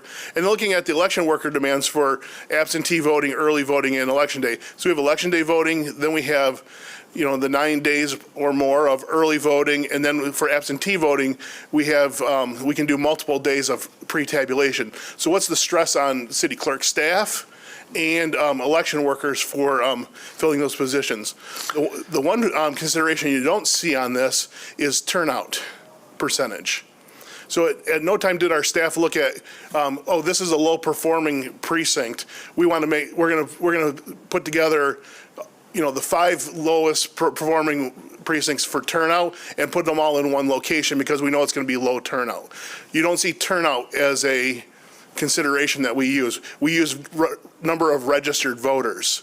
So you may have a precinct that has 80% turnout, but only 900 registered voters. I just give an example. we're looking at that registered voters, not the turnout. And for that, so we want to make sure we're clear. And if we were looking at as a administrative efficiency, we could say, oh, well, there's 4,999 you could have in a precinct. We could do 31 precincts. That'd be the most efficient way of doing that. And that's not efficient. And that's not what we're proposing. We're proposing 59 precincts. So here's some historical number of precincts per ward.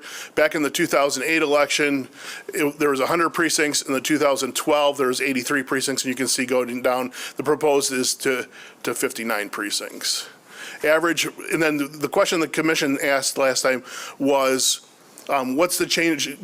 What's going to what is the change going to be, and how many people are affected?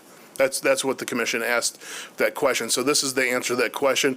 Currently, you can see on the current of the average voters per precinct, and then you can see the proposed. All of these are underneath the 2,999 that was allowed. Nowhere do we get to 4,999. I think our largest precinct would be about 3,800 voters, which is still way below that 4,999. About 21,700 voters will vote in a new polling location, which is about 13%. Just briefly on the changing of locations in the first ward, polling locations no longer being used would be Shawmut Hills and GRCC MTech. So Sibley would be a consolidation. Precinct 7 would be going from Shawmut Hills to First Evangelical Church.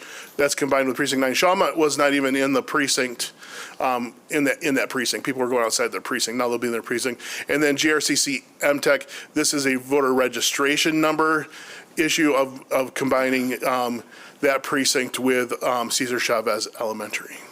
In the second ward, pure consolidations together in the same location. St. Isidore Parish, Westminster Church, Faith Lutheran. Those are two precincts that are in the same location will be consolidated together.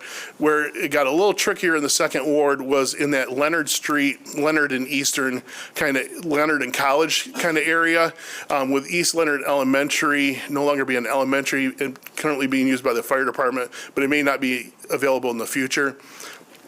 Is taking one of the two precincts that voted in Kent Hills and moving the north section of 27 and 28 and put it in vote at Fourth Reformed Church, which would be in the center of their voting their location, and then the southern half of the 27, 28, along with 31, which was voting at Fourth Reformed, which was blocks away from their polling location, would be the old Eastern Elementary School, which is now Emerald Flats, or a meeting place of Madison Square. Aquinas College, which is another low voter registration precinct, and it's a big location where we have it, but it's not exactly the most secure because anybody can come in and out of that location using the field house. Would go to Congress. And then finally the southern half of current precinct 36, which is we're standing in right now. So those downtown voters have asked, we don't want to go north of 196 over to Coit School, and that was getting busier. So they would go over to Ransom Tower. So they would have they'd be part of a downtown precinct. They requested that. And looking at the numbers, a good portion of those downtown voters either voted early over at DeVos Place or voted absentee. In the third ward, so no longer being used in second ward would be East Leonard Elementary or Aquinas College. In the fourth ward, in the third ward, the polling locations no longer being used was Sigsbee School, Mueller Park School, Adams Park Apartments, and Boston Square Church. The Sigsbee School, what we're requesting is those voters that voted at Sigsbee School to vote at Calvin Christian Reformed Church a few blocks over, combining with Precinct 59. This is a low voter registration. Both 50 and 59 are low voter registration. You're at 970 voters in each one. And on election day, you're talking about 230 to 400 voters max that go through the doors on election day. Our Savior Lutheran Church would be the one that is consolidated together in the same location. And then we had some other ones that we're looking at that had multiple precincts in them, but but because of splits, we made some changes. So Brookside Christian Reformed Church had 2 precincts, moving one of the precincts out to put it with Plymouth Congregational. Dickinson School would leave 1 precinct in there, and half of a precinct that was already there. The north part of that precinct would go to First CRC. And then Adams Park and part of a precinct that votes at Fuller Avenue CRC would vote at the new Hub 07. And the other part of that 1 precinct that votes at Fuller Avenue CRC would stay there, but the voters from Boston Square CRC would add into that precinct at Fuller Avenue CRC. And then the part of the voters that vote at Seymour CRC would go to Kennesaw School. And then you can see part of that 74 that's getting in with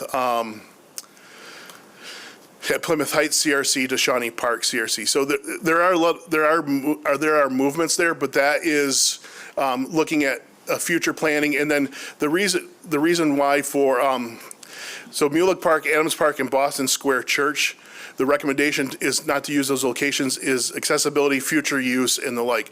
Mulick Park, the parking is down the hill. I've had complaints from disabled voters that they can't roll their wheelchairs up. It's a long walk from that parking lot up the hill. And then when you get in the building, you have to go up a little elevator to get into the gym. So Adams Park Apartments is going to be torn down in the next couple of years. And remodeled, so they would be going across the street to Hub 07. And Boston Square Church, we used that facility because we were scrambling to find a place when Living Word Church closed, and we had to find a church building, or find a building to use in that neighborhood. There's not a lot of options, and so we went with Boston Square Church, and the accessibility was the issue in that building. So that is where we're at right now. You asked about, so we could come up there. There are other options that could happen, but this is the proposal that the clerk's office that we've been working on for about 2 years, so brought to the election commission to bring to the city commission. And I had asked you, Mr. Clerk, if there were alternative plans besides the status quo that you had considered and wanted to. Sure. So a couple alternative plans in the 3rd Ward could be. I prepared 2 different ones that I shared with the commission. One would be adding 2 more precincts in, but they would be adding Mulick Park and Adams Park back in, which would add 2 precincts, or adding I forgot what the other one was, adding Adams Park, I believe, back in.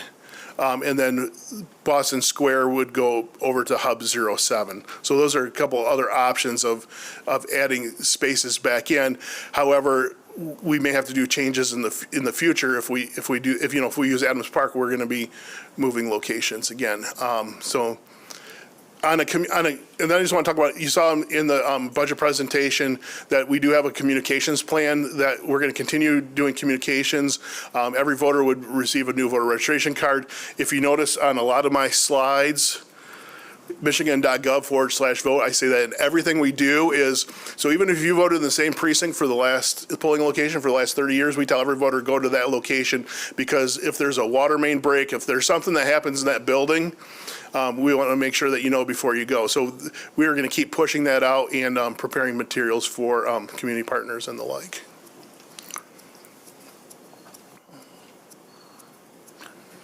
Thank you.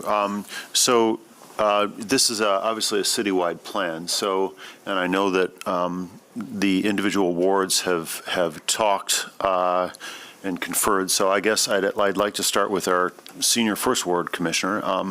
Commissioner Robbins, do you have an assessment of the First Ward implications here? Yeah, no, I reached out to contacts of mine all across the First Ward. I know I've talked with Commissioner Belcheck too. I've not heard any concerns about people's inability or increased barriers to being able to vote given this plan that's being proposed. I actually have several friends who work in the elections world adjacent to our city clerk, and they reached out to me unsolicited to say this is a fantastic plan, that the team had done a really good job at putting it together. So I said this last time, I'll say it again, I have no concerns about this. I applaud the city clerk and his work. I trust his expertise in this area, and I'll be supporting this later. Okay. Commissioner Balchek, do you want to weigh in on your, where Sure. you are with? So I live in one of the consolidating precincts. As a community organizer, political organizer in some of my past and working with folks, we long talked about changes that might need to be made in my precinct to eliminate lines and confusion. I also think that spending time in Roosevelt Park neighborhood and knowing the Black Hills, that I'm very comfortable with the idea of standing up for people having right to access their polling location easily at Cesar Chavez. I think that that's reasonable.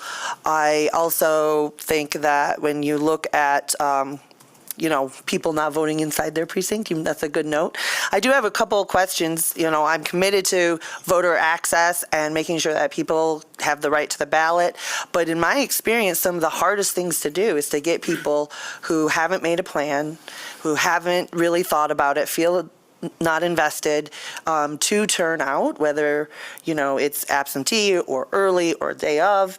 So how could you as city clerk talk just briefly about what kind of efforts and where the line is between the city and or other organizations in the efforts to increase voter turnout overall, and also in how to reach people day of, as well as voter registration? Right. So that is, well, on voter registration, we're yet to see what that's going to entail as things move through the federal and state level. But yeah, it's a community-wide, this is a community-wide issue. This isn't just the Grand Rapids City. This isn't the Republican Party or the Democratic Party or campaigns. This is everybody working together on that. In 2020, as we were going through COVID and trying to, do education on absentee voting because that was big. We worked with some community partners like in Hartside and Degage and others of the city prepared some graphics, and then we could share it with community partners so that they can put in different places. Into 2024, we added to our plan bus ads and billboards. And so we'll continue to do those things to heighten information, but we're going to be focusing more on the administrative part of elections, like this is when you need to get your absentee ballot in. This is, you should be mailing it in now, not holding it to the last day and then putting in those things. Those are things that fall on the clerk's office. As far as like issues and various other things for using Get Out the Vote, that's going to be the candidates and interested groups that are more interested in who gets elected. But on the how, we're there, and we can prepare. And so we've been preparing those things, those kind of graphics, and then we bought Facebook ads in English and Spanish and Instagram to get out that word as too. And we'll continue to do that, and we can do that. Use those funds to put out this process as well. Yeah. I appreciate that, because that's kind of my experience too, that, I've done some deep dive this last couple weeks. I feel like I've done due diligence. I agree with my First Ward colleague that, the changes here in the First Ward are definitely appropriate. And I'm confident that we will help navigate people, and I'm happy to be a resource to do that and help people. If the community would like to grow the amount of increased turnout that we have, the increased voter registration, we need to be having neighbor-to-neighbor talks and door-to-door conversations, because that's, I think, where we're going to make some big changes. And then also that's the way we can communicate where you're going to be voting at if you have any questions. So I support the efforts that you've put forward, and thanks for the extra information and all of this. Commissioner Sassi, I know you've been working on this hard in the last couple of weeks. Want to speak to this? Thank you, Mayor. I too have communicated with a number of people. This is something, I think a question came up about community engagement. I think when you go to your first slide of the two voter proposals that were in 2018 and 22 was a great reflection of how community engagement actually happened statewide regarding how people wanted to be able to vote and the options that were available to them. And so I think community engagement looks like in different ways. Not every single time is it going to be exactly the same. And I think it was our now responsibility to implement early voting, to implement no reason absentee, and I think we did that well with, working with the libraries and the drop boxes. And I know you also have some thoughts about just how to even optimize early voting that first day. When do you, I'm not going to say you've promised that it's going to start a day early, but that discussion of how do you work out the kinks knowing that Saturdays are going to be, quite involved. I want to thank Commissioner Kilgore for reaching out to me to talk about some of the ideas about how to be a bridge to democracy. I think, I appreciated your past experience and getting out the vote, because I think there's this, I feel like this conversation became this larger conversation, which is okay, but also we have ordinance adoption in front of us. So I sometimes say, what are our standing rules? It is to consider what's in front of us. I think we can also talk about what can be done. And so I'll look forward to talking more through those and what those investments might look like, or just shifting investments. I think you and I have talked a little bit about that as well. I too am one of the impacted precincts. I'm precinct, because I'm at 27 and 28, and I remember if I'm 28 or 27, but I'm one of the impacted, and I actually live closer to Fourth Reformed Church than I do to Kent Hills. And so I think, that was another good example.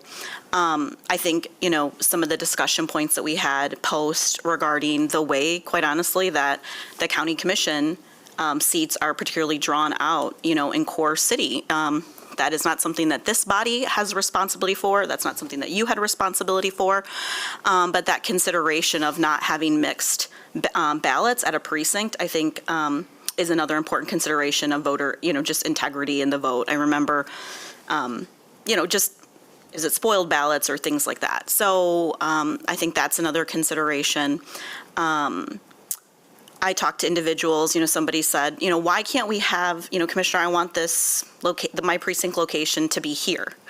And I said, well, it's not just in my head where you want it to be. There are considerations of the parking and the location and all of those. And so that was the legwork that I believe the Election Commission did over this time, and with a lot of due diligence. Lastly, I'll say is I wasn't here, Mayor, back in 2008 when, there were considerations about voting lines and times, and particularly in Third Ward, but I phoned a friend and talked to some of my past colleagues who were part of those efforts, and, reminded me that during that time, and I think I appreciate your professionalism, City Clerk, like, that was a difficult time in city history, and it's not to say who didn't do what in the past, but we actually did consolidate precincts at that time as well, and that was another quality piece, is can we have more control and make sure that experience and those that are being trained. And so a past Third Ward colleague reminded me of that as well. The last thing I'll say is in that post time of that 2008, there was this, regularly meeting election advisory group, and you kept that up, and actually since these citizen-led ballot proposals in 2018, 2012, it's gone more into not a regular meeting, but an as-needed meeting in preparation of elections, because I was told by one of those members who has been following this work for many years, again, since that time, and is like, we know what to expect. We've been reviewing these. We feel confident in these proposals. And so to me, the question is, yes, people will be impacted. For sure. I'll be impacted. Some of us will be impacted. We're going to talk about a climate adaptation plan later. We'll have a hearing. If we approve that in whole or in part, people will be impacted. We just talked about our budget process. 10 positions that may be, fully funded by the federal government. If that goes away, that'll be impacted. Our job is to, in my opinion, to balance a variety of priorities and to say who has done this legwork, who has the knowledge of this work, who are those outside parties who have been, quite honestly, tracking this work for, almost 20 years.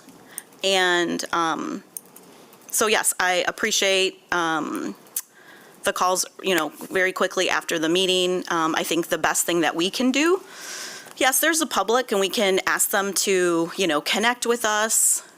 The people that have the votes are the people up here, the 7 of us. And so that is really about like connecting to one another and communicating with one another.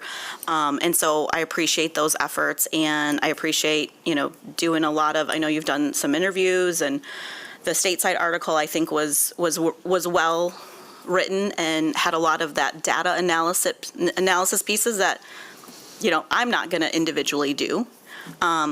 But I appreciate that. So I'm probably passing the standing rules. But anyways, those are my comments. Actually, Commissioner Tassi, if you could just briefly crystallize down to, as far as this plan and how it impacts the second ward, could you just briefly, are you satisfied with this? Do you feel? Yes, I'm satisfied. And so as a reminder, when we looked across those 3 precincts, we did not all start with the same amount of precincts. And there were different considerations for that. I think it had to do with maybe some of the closures in the past with GRPS, but yes, I'm satisfied. That's my condensed comment. Thank you. Thank you. Commissioner Knight, how is your assessment of the second ward plan here? Crystallization. In all honesty, having multiple conversations with people in the community, and I think just to say that, I'm one of those people that I don't claim to know it all. And so I ask the questions, and we take the good and the bad and all of it and condense it down and try to make the best possible decisions that there are out there. And I had somebody ask me a question. They're like, well, we need more poles. We need them in the gas stations, in the corner stores, and et cetera, et cetera, et cetera. Well, the bigger question or concern is, how do we get people connected to get registered to vote? How do we get people to understand the importance of their voice, the importance of their ballot, the importance of them standing up? And if we look around our country right now, we see a whole lot of people that may have been in the voting box and realize that they made the right decision, or those that didn't even show up and realize that we should have did something differently. And now people are standing up and they're using their voice and they're protesting and they're doing all of these things to say, yeah, our voice actually does matter and it does shift things. And so I think that's more of the direction of where we need to go, and to make sure that we're getting people registered, that we're helping people understand the why. Like, why does it impact me? Why is it important for me? And I think the unfortunate thing is right now in our country that we're finding out the why, and it's not what we thought it was going to be.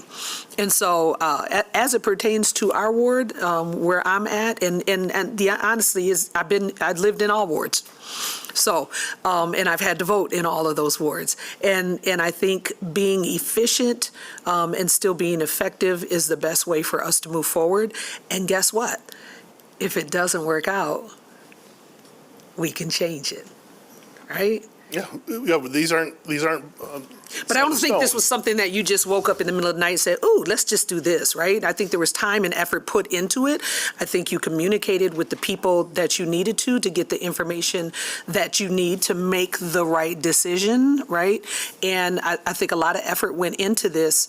And, in 2022, when the Michigan voters voted unanimously to have this early voting put in place so that people had those extra options, that was a good thing to do. And as we continue to go forward, that we're here to make sure that we're doing the best possible work for our community as a whole. Every single ward included, the community as a whole, as opposed to just one person.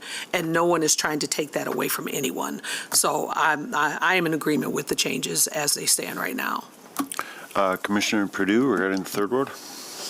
Yes, thank you. Good morning. Thank you for the thank you for teeing this up for a conversation again today.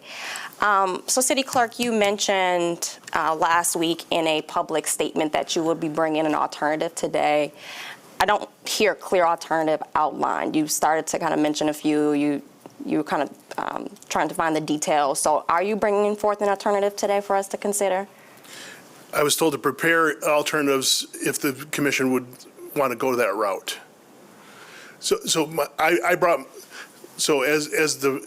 In my professional capacity as the city clerk, as a member of the election commission, what we approved, we brought to the city commission. That is what I brought. And that is still what's on. Yes, and then last week you issued a public statement saying that you were working on alternatives and you were bringing. Correct. So we had a couple alternatives which I shared. but I also work at the will of the body as well. If there is a need for those. I understand how the will of the body works. Yeah. I'm asked, so the answer is you sent it to us ahead of time. Correct, and those are two possibilities that you could choose. Okay. Thank you. I think just to close that loop Okay. and to follow through. So I obviously want to consider alternatives. Just to clarify, because I'm still getting messages around the importance of clarifying kind of what my concern is with this current proposal. And so I'm going to do that. And I'm also going to acknowledge, I did last time and I've done over the last few weeks, and I'm going to do it again, of all the great work that has come out of the city clerk's office. Our elections are in a great place. Joe has made a lot of effort to build relationships in community.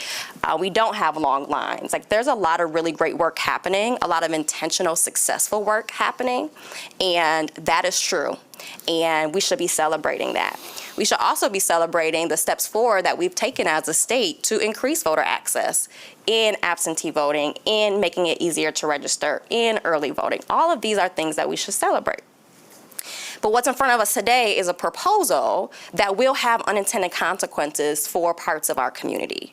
And we should be considering that as we get ready to make our final decision. And how do we govern, and how do we make the decision with all in mind? Not just with the majority, the sum, the average, but with all in mind.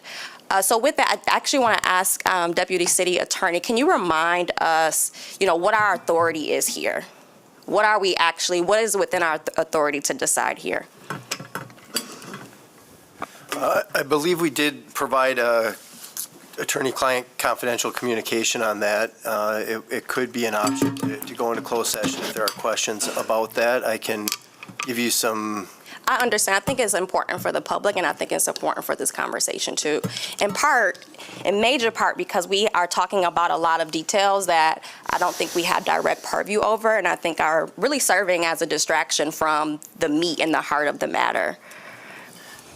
Okay, so I have been doing more precinct legal research than I would have ever necessarily imagined I would do when I was in law school, and there is quite a bit of robust statutory law on precincts that has changed a lot quicker and more rapidly than our city charter has. Our city charter basically says that the commission has the authority to establish precincts. That's not the same language that's used in the state law.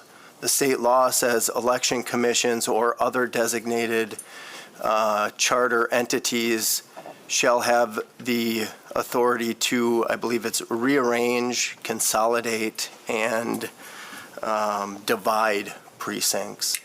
And so because our charter is not specific that the commission has the right to divide, rearrange, and consolidate precincts. The Election Commission. The Election Commission retains that authority, which is consistent with how election precincts have changed since 2008.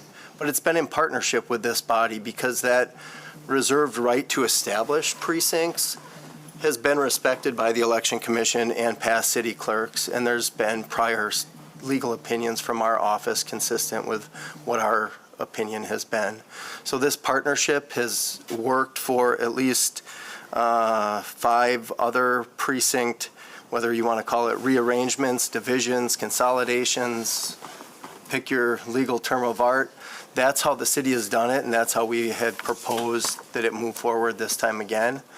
I think that technically the best option for this body, if you don't like what the Election Commission gave you, send it back to them. They're the experts, and they should be responsive to this body's will. I think that it's kind of challenging because there's probably a million different counter proposals that the city clerk himself could come up with, or each individual commissioner could come up with, and that could be really hard to kind of come to a consensus on from the dais. So I think a best practice from a legal consideration would be, if you disagree with what the Election Commission gave you, send it back to them and ask them to come up with something different.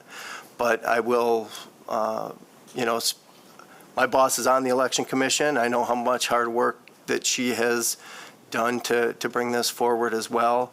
And, I think there's a certain value in erring on the side of discretion to the experts. So for today, what's in front of us is setting precincts, which really means the number of precincts, right? It's actually passing an ordinance. And part of Change that the number of ordinance precincts. is the number of precincts, which I think maintains the spirit of the city charter, which is establishment. You're reestablishing the number of precincts. The dividing and the realignment of the precincts has been done by the Election Commission and is in concert with the number that's being included in the ordinance. And then the exact locations is also aligned with the authority given to the Elections Commission. No, that one goes to that one's actually the city commission. Polling places are different than precincts. Yep. And you'll have occasionally different precincts voting at a single polling place, and that's a different law. And there's also legal considerations when boundarying precincts that is found within the election laws in general.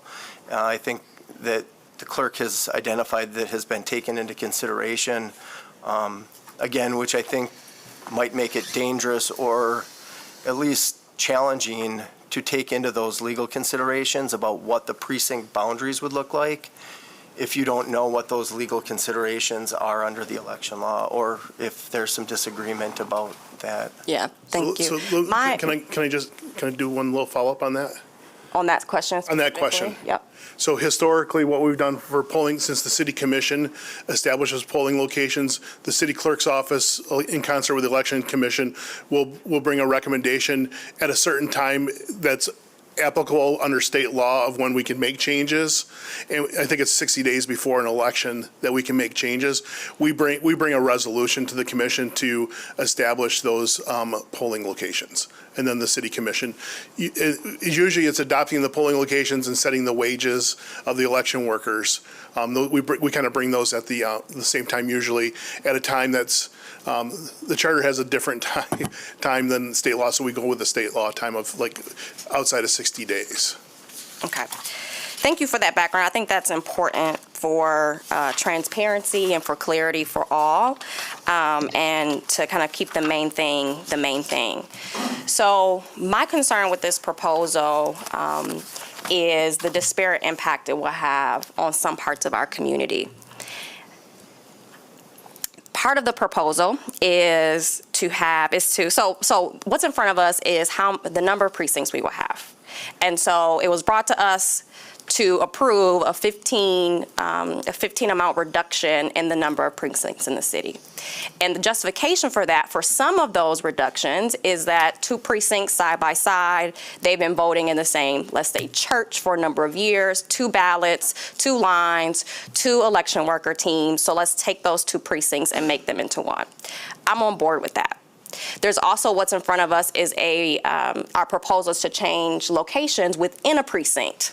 We won't be at the school, we'll be at the church, or to change locations within an existing precinct to better, to increase accessibility. I'm on board with that. I think that's lovely. I'm glad that we're doing that and we're finding those areas to make it, we're learning as we go. The third part of this proposal is the proposal that I disagree with, and I think everyone here should as well, and that's the full-out elimination of precincts. That is full-out closures and absorption. My reasons for that concern is one of the 8 full-out eliminations, the 8 proposed full-out eliminations, 4 are within the 3rd ward. So that's a disparate impact. We asked last time, City Clerk, about, who are these people being impacted? So today you said that there will be about 21,000 people impacted. So kind of continuing that vein of who will be impacted, can you tell us how many folks estimated, like current residents, will turn 18 in the city of Grand Rapids over the next 3.5 years, like between now and the next presidential election, let's say? I won't know that. I don't have that information. Do you have a sense of the demographics of the areas where these eliminations in particular are set to take place? A breakdown by age, race, gender, income, turnout? I could do it by age and gender inside precincts. Demographics, as far as race and other things, do not go inside polling locations. You can approximate We could using census tract we could data and approximate, other, right? yes. So do you have any of that today? I do not have that today. Okay.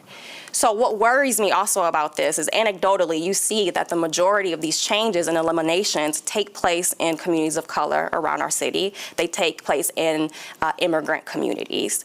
And we've asked, who is this impacting? And while we have a number, 21,000, who are those people? Right? What is their makeup? What are their barriers? And I have major concerns that has not been considered in coming up with this plan. Our team here is very gifted at the art and the science of running elections, but it is our job, along with the public and constituents, to add another lens on it to say, who is being impacted? Is this fair? Is this equitable? What might be the unintended consequences? Where might there be a blind eye? That's our job. And so that's the approach that I've been taking for this conversation. And while we are hearing stats that you might be closer to your location, the change won't be that far for a lot of folks, that is not true for everyone. And when we think about voter access, we should be thinking about everyone. This will not benefit everyone. Who will it disadvantage? We kind of have a sense of that anecdotally. Every neighborhood association in the Third Ward that I've heard from has said they oppose this. The NAACP opposes this. A lot of our elders oppose this, who've been fighting for access to the voting booth for years. It is possible to have blind spots. It is possible to be competent and to be excellent in what you do and still have blind spots. I think we would, if we deny that, we might be telling a fib, right? And so that's part of our job, is to identify those blind spots. And I see a huge blind spot on who this will impact. Even more, you brought data today, City Clerk, that talked about the average number of voters per precinct currently and in the proposed. Well, even if you look at those numbers, the increase in the numbers of voters per precinct is nearly double in the third than in the first. The first is going to have an average of an additional 335 voters per precinct. In the Third Ward, it's an additional 679 per precinct. There is inequity baked into this proposal. We do not have to move forward with this proposal as is. I am on board. Let's consolidate. Let's move locations as it makes sense. But it is not the time nor the right approach or strategy to totally eliminate precincts, especially considering the facts, the research, and the lived experience that talks about how important it is to have a good number, a numerous amount of precincts that actually drives turnout. So I hear folks saying, I have concerns around turnout. Let's register people to vote. Let's get people out. Yes, let's do that, along with community organizations. But this is part of a strategy of how you do that. You make it easier to vote. You keep precincts open. You keep them close to you, and you make it as convenient as possible, especially because in many parts of our city, we still have low turnout rates. And I've heard it said in our conversations that turnout rates were not considered. But if you listen to the dialogue, there has been mention of turnout multiple times, here publicly and in conversations outside of this room. And so those are a lot of my concerns.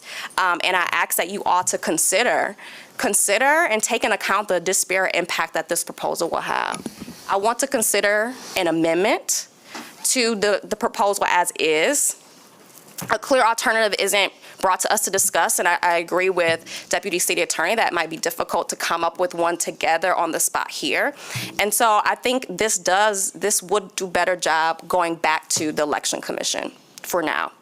The other thing that I'll say is that this is really bad timing. We have a midterm election coming up. There's a lot going on in our community right now. Folks' attention is very split. I'm hearing from folks, we want to lean in on this, but oh my gosh, where is the time? And so while some of us have talked to our friends, have talked to past colleagues, have talked to some organizations, there are still a ton of people out here that want to engage on this issue and feel like they don't have an opportunity. So if nothing else, I think timing, if the other kind of points around disparate impact, threat to voter access don't move you, then maybe the timing piece might move you to say, you know what, let's address this later. Thank you, Commissioner. So I will say that I think that everyone up here is concerned about voter access, and I frankly am convinced that this is a plan that will increase voter access. And simply counting polling locations, and this is something I've said before, if we eliminated the polling location at Westminster Presbyterian, which is where I vote now, and you put polling locations in 8 basements in my neighborhood, you would increase the number of polling locations. I don't think any reasonable person would say that that increased voter access. Westminster Presbyterian is a very easy place to find. It's on a major street. It's very visible. It's got parking. It's got handicap accessibility. Most of the basements on my block don't have those characteristics. So this is not simply a matter of counting up locations. This is a global, complex conversation about how we make sure that people in our community have access to voting. Now, I think that if we want to use the word disparate impact to mean some people will be affected more than others, if you moved a grocery store in a neighborhood, some people would be closer to it, some people would be farther away. That's sort of axiomatically true, that if you change anything in the community, there will be some people who are affected differently than others. As Commissioner Sassi points out, she'd be one of the winners if this plan went through, in the sense that she'd have a shorter walk to her polling place. I think the real question, and I think we have to get a lot more granular here, and I think it's really important that we are not talking about, and Commissioner Prudy, you're talking about eliminating precincts. If in Westminster Presbyterian, if you eliminated a precinct there, you would be eliminating precinct, and exactly the same people would go to vote at Westminster Pres who go to vote there now. So you could say that that increases the number of voters per precinct, but I frankly think that's a red herring. I think that talking about the number of people in a precinct, if you're consolidating, and if all of these people are going to one location to vote, it doesn't really matter. The question is how many people are going to that building to vote who are registered voters. And if you consolidate precincts, you've made a distinction without a difference. You haven't changed anybody's behavior. So I think the heart of this question is, there's a discussion about there's a discussion about shifting some polling locations, and there's a discussion about net eliminating some polling locations. Now, I think that where there could be a real meeting of minds and engagement on this, I'm going to stop talking because I forgot to ask Commissioner Kilgore for his input. I'm so sorry. Commissioner Kilgore, if you want to weigh in here. Sure, yes. So there has been robust conversation around the proposed precinct changes. A few things come to mind for me. One, an ask for community for increased engagement and transparency in our decision-making. Myself, Commissioner Belcheck, and Mayor LeGrand have advocated for increased staff support to help with these concerns since taking office, and will continue to do so.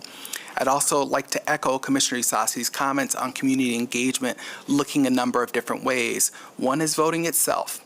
In relation to these proposed changes, voters overwhelmingly voted yes. Around 66.8% of voters voted to support Proposal 3 in 2018, which allowed for communities to make these changes. Two, my second point here is voter turnout is a concern in our community and for me. I'm focused on finding solutions with our city clerk, staff, and colleagues, such as direct communications with communities that we have not seen a high level of voter turnout. Thinking of things like reimagining our communication plans, such as less focus on Facebook and more on the new social media sites that are coming up, or local radio stations. In addition, increasing access to transportation would be important to me. We could work with the Rapid to provide different transportation options. My third point here, I want to talk about timing. So the election committee wanted to ensure that we had data from elections before proposing changes. I think that's deeply important here. So that's why the changes are coming at this moment in time. And also want to highlight timing that I've heard from community with doing robust outreach to our community. It's lining up with actions taken by the federal government, such as the SAVE Act. As a member of the LGBTQ+ community, where some of our members would be impacted by, legislation legislation like the SAVE Act where, your ID does not match your dead name for trans individuals may be on your birth certificate and it does not match up with your ID. I deeply understand their concerns and fears in this time. Or being a member of the Black community where I have family who were, escaping Jim Crow South, and they have no way of getting the information from those counties in which they were fleeing. So the SAVE Act would also impact them. So I want to highlight and understand and acknowledge the fears that people have in this moment about changes to voting. And in line with that, my fourth point here is acknowledging overall a distrust in government. I got to watch the footage back from last night where the city clerk and my colleague in the Third Ward, Commissioner Perdue, met with the local NAACP branch, and President Jackson said just that. There is a distrust in decision making. In this moment, I believe, though, we must lean into facts, research, and experts in decision making and avoid political posturing and disinformation. I encourage everyone to check out the Michigan Public Radio Stateside article where there was a deep dive that showed some of these proposed changes when we talk about looking at the Third Ward would actually shorten times in our ward. This is an opportunity to build trust in our community and continue to provide accessible elections. Thank you. Thank you. So if I could get a little granular, I think, for example, that the Adams Park Apartments, I know where that is. I know where the Hub is. The Hub is about 2 blocks away from the Adams Park Apartments.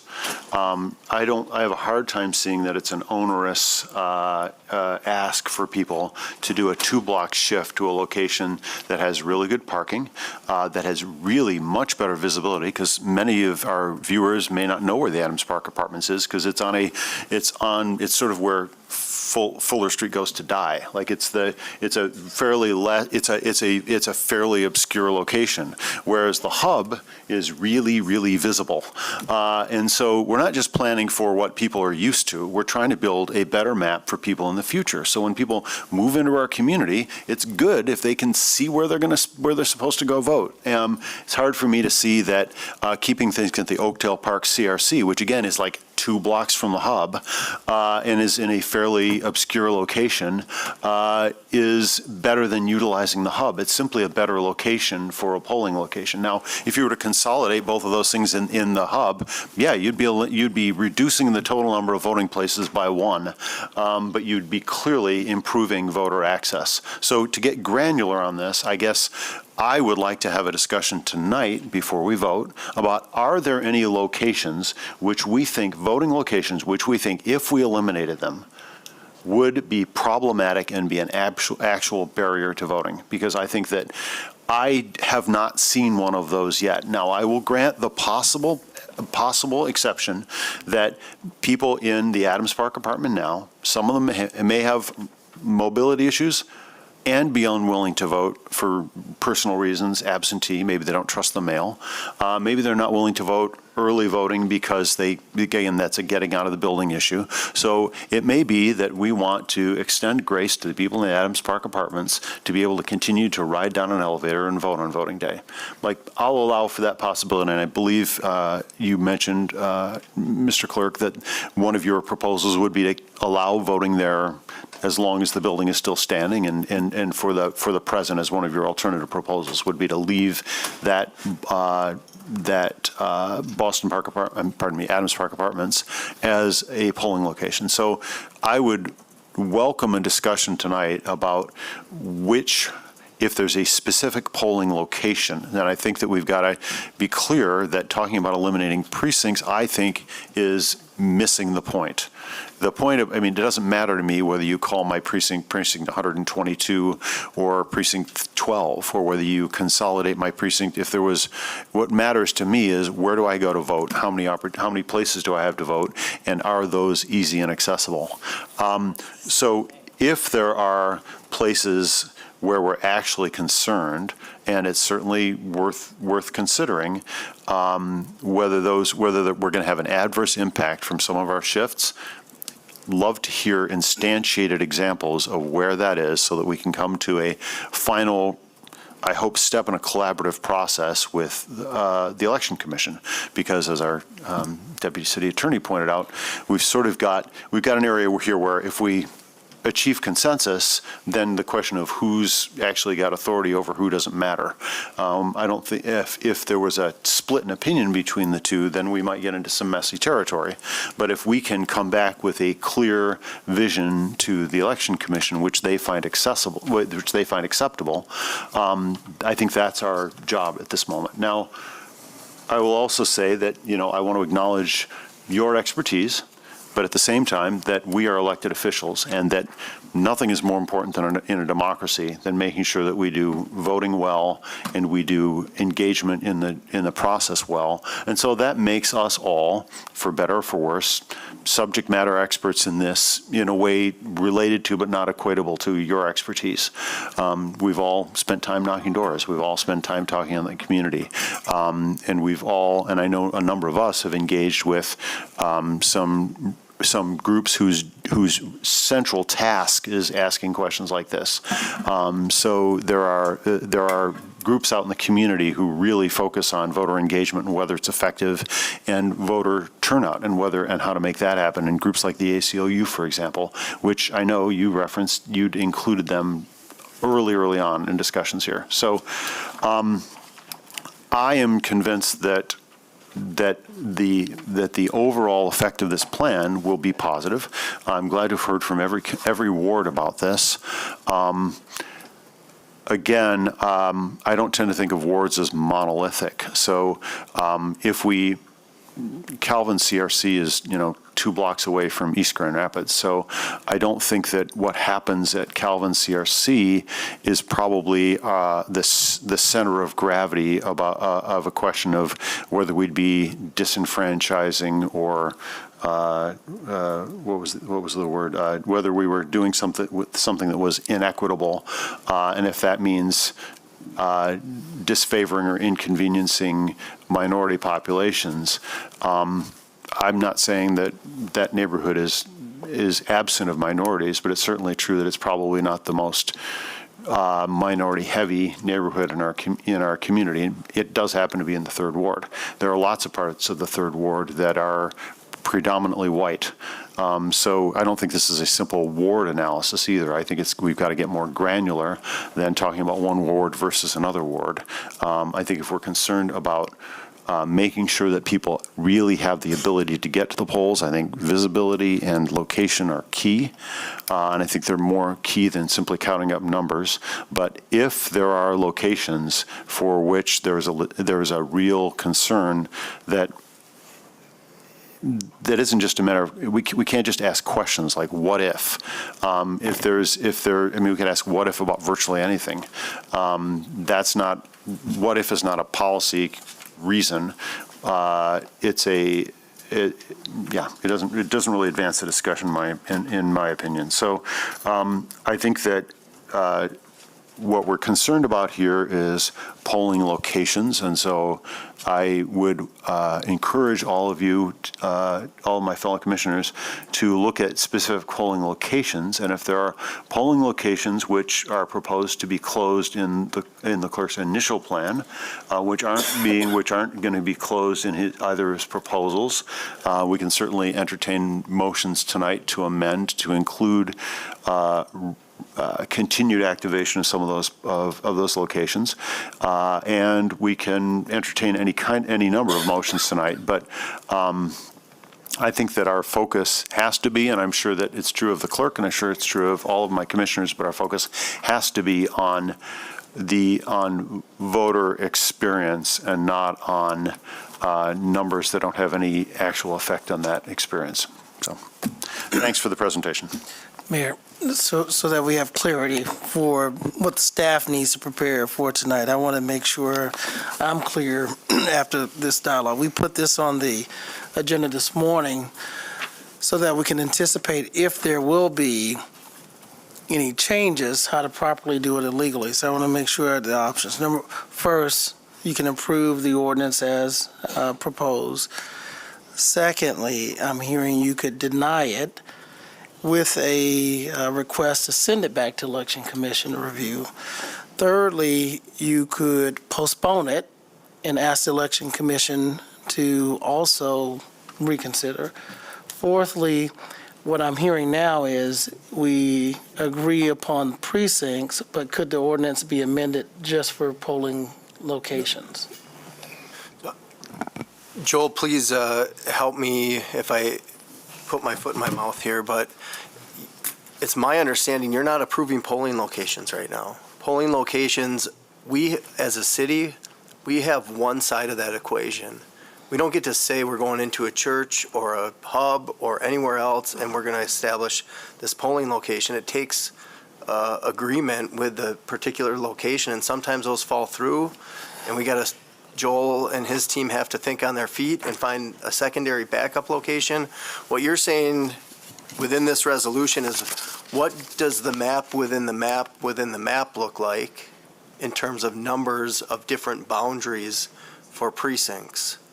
And that is going to impact how many polling locations eventually come to be when the election happens, but those locations are going to be somewhat limited by what that map looks like, and I think that's some of the conversation that I'm hearing is. Sure. So what tonight's ordinance is saying, going from 74 to 59. All my presentations are showing the work behind where the Election Commission is showing those boundaries. The polling locations will come back to this commission because the state law says the legislative body approves the polling locations. So our staff does the work to go out to the polling locations, to do walkthroughs, to map, to find out where the electrical outlets are, where are the doors. So we do all that work, and we bring a recommendation to you. So at a future meeting, we will bring a resolution to COW, to Committee of the Whole, that will say, these are the polling locations for these precincts for this election. But we have to do that quickly, because when we mail out the voter cards, it's a combination of, because those new cards will also have their polling locations. So that's why it's all kind of at a one-time issue.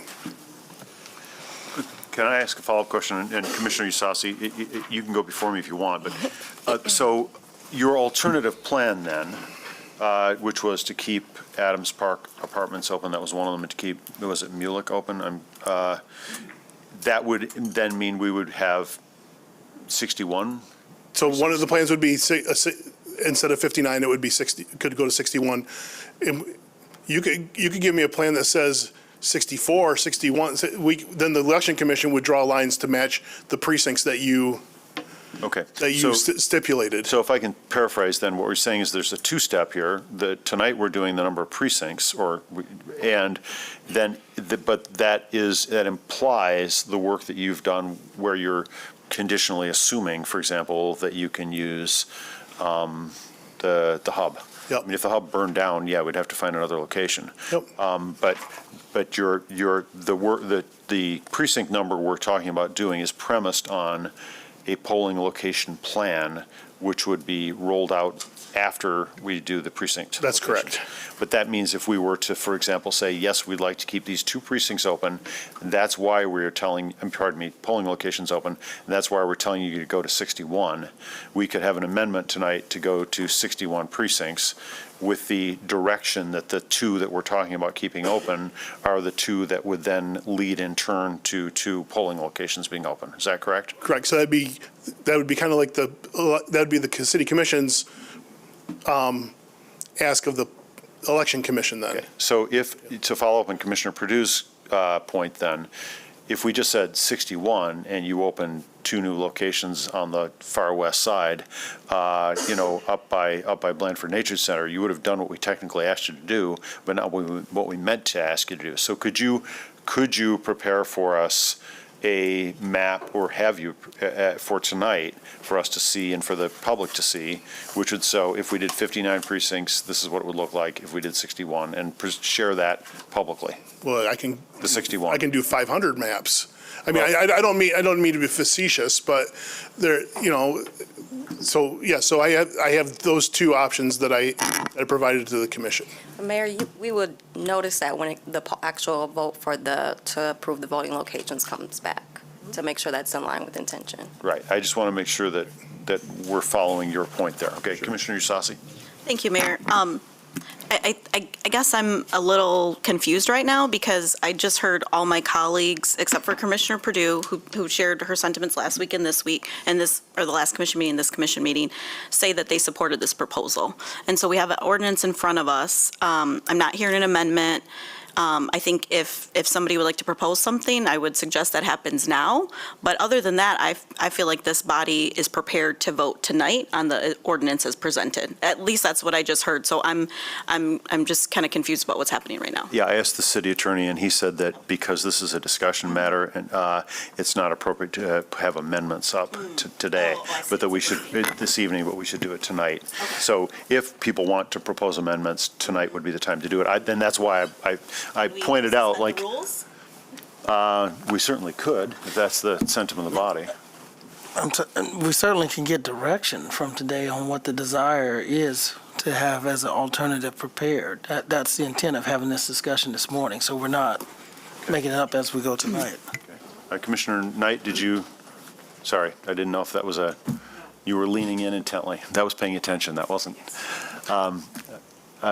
Did you want to finish your thoughts? I think that's why what I just heard from city manager is we've heard from everyone. This was a briefing because there was questions, and I appreciate that briefing being put together. I know there was an alternative that was presented, that work was done, and then, as you said, were people interested in supporting it? I will only speak for me, but I heard you all say that you were also, or everybody except for Commissioner Purdue, that were interested in supporting it. So I don't see. So if there's not an amendment right now, I guess if there's one tonight, but I just heard 6 people say that they were supportive of the ordinance. Okay, that's a good question. Is there interest in the body in having a 61 ward alternate proposal prepared for tonight so that it can be subject to an amendment if that's the will of the body? Or is there no interest in having that alternative amendment proposed? Yes. Do you want to do individual? No. So, yes, there's interest, no, there's not interest, Commissioner Belcher? I have a different thought, and that is just the public still will have public comment yet tonight. So it's just, it feels like a continuation of the potential discussion as we listen. I know we've all done our due diligence in talking with many people, but just wanted to raise that point, that we will have public comment tonight. Yes, but I think the concern here is that we have a specific alternative proposal that we might actually be able to have an amendment prepared for so that we can take some actual action tonight. And the public can certainly weigh in on choice A or choice B. I mean, there's choice A, which is this, choice B, which would be 61, and choice C, which would be to vote against it and defeat the motion. Crudely speaking, I mean, we could also vote to delay, but so I think the question is there sentiment to have a 61 precinct proposal prepared for tonight that might be subject to an amendment? And of course, a motion for amendment, and that motion might pass, it might fail, but what the question is, do we want to have that prepared so that that can be a potential amendment that might be proposed tonight? I prefer to move forward with the ordinance as written. I'm the same. Commissioner Kilgore? Okay, then it sounds like the will of the weight of the commission is to not have an alternative prepared for tonight. So we will move to a vote this evening. Thank you all for coming. No closed session. Is that the end of our agenda? I'm sorry. I've got my cheat sheet in front of me. I do. Public safety is. So we'll close this, and public safety is meeting 2.5 minutes ago. Nope, 1:30. 1:30, and we have budget books for all of you before you leave. Okay, thank you. Thank you, 1:30.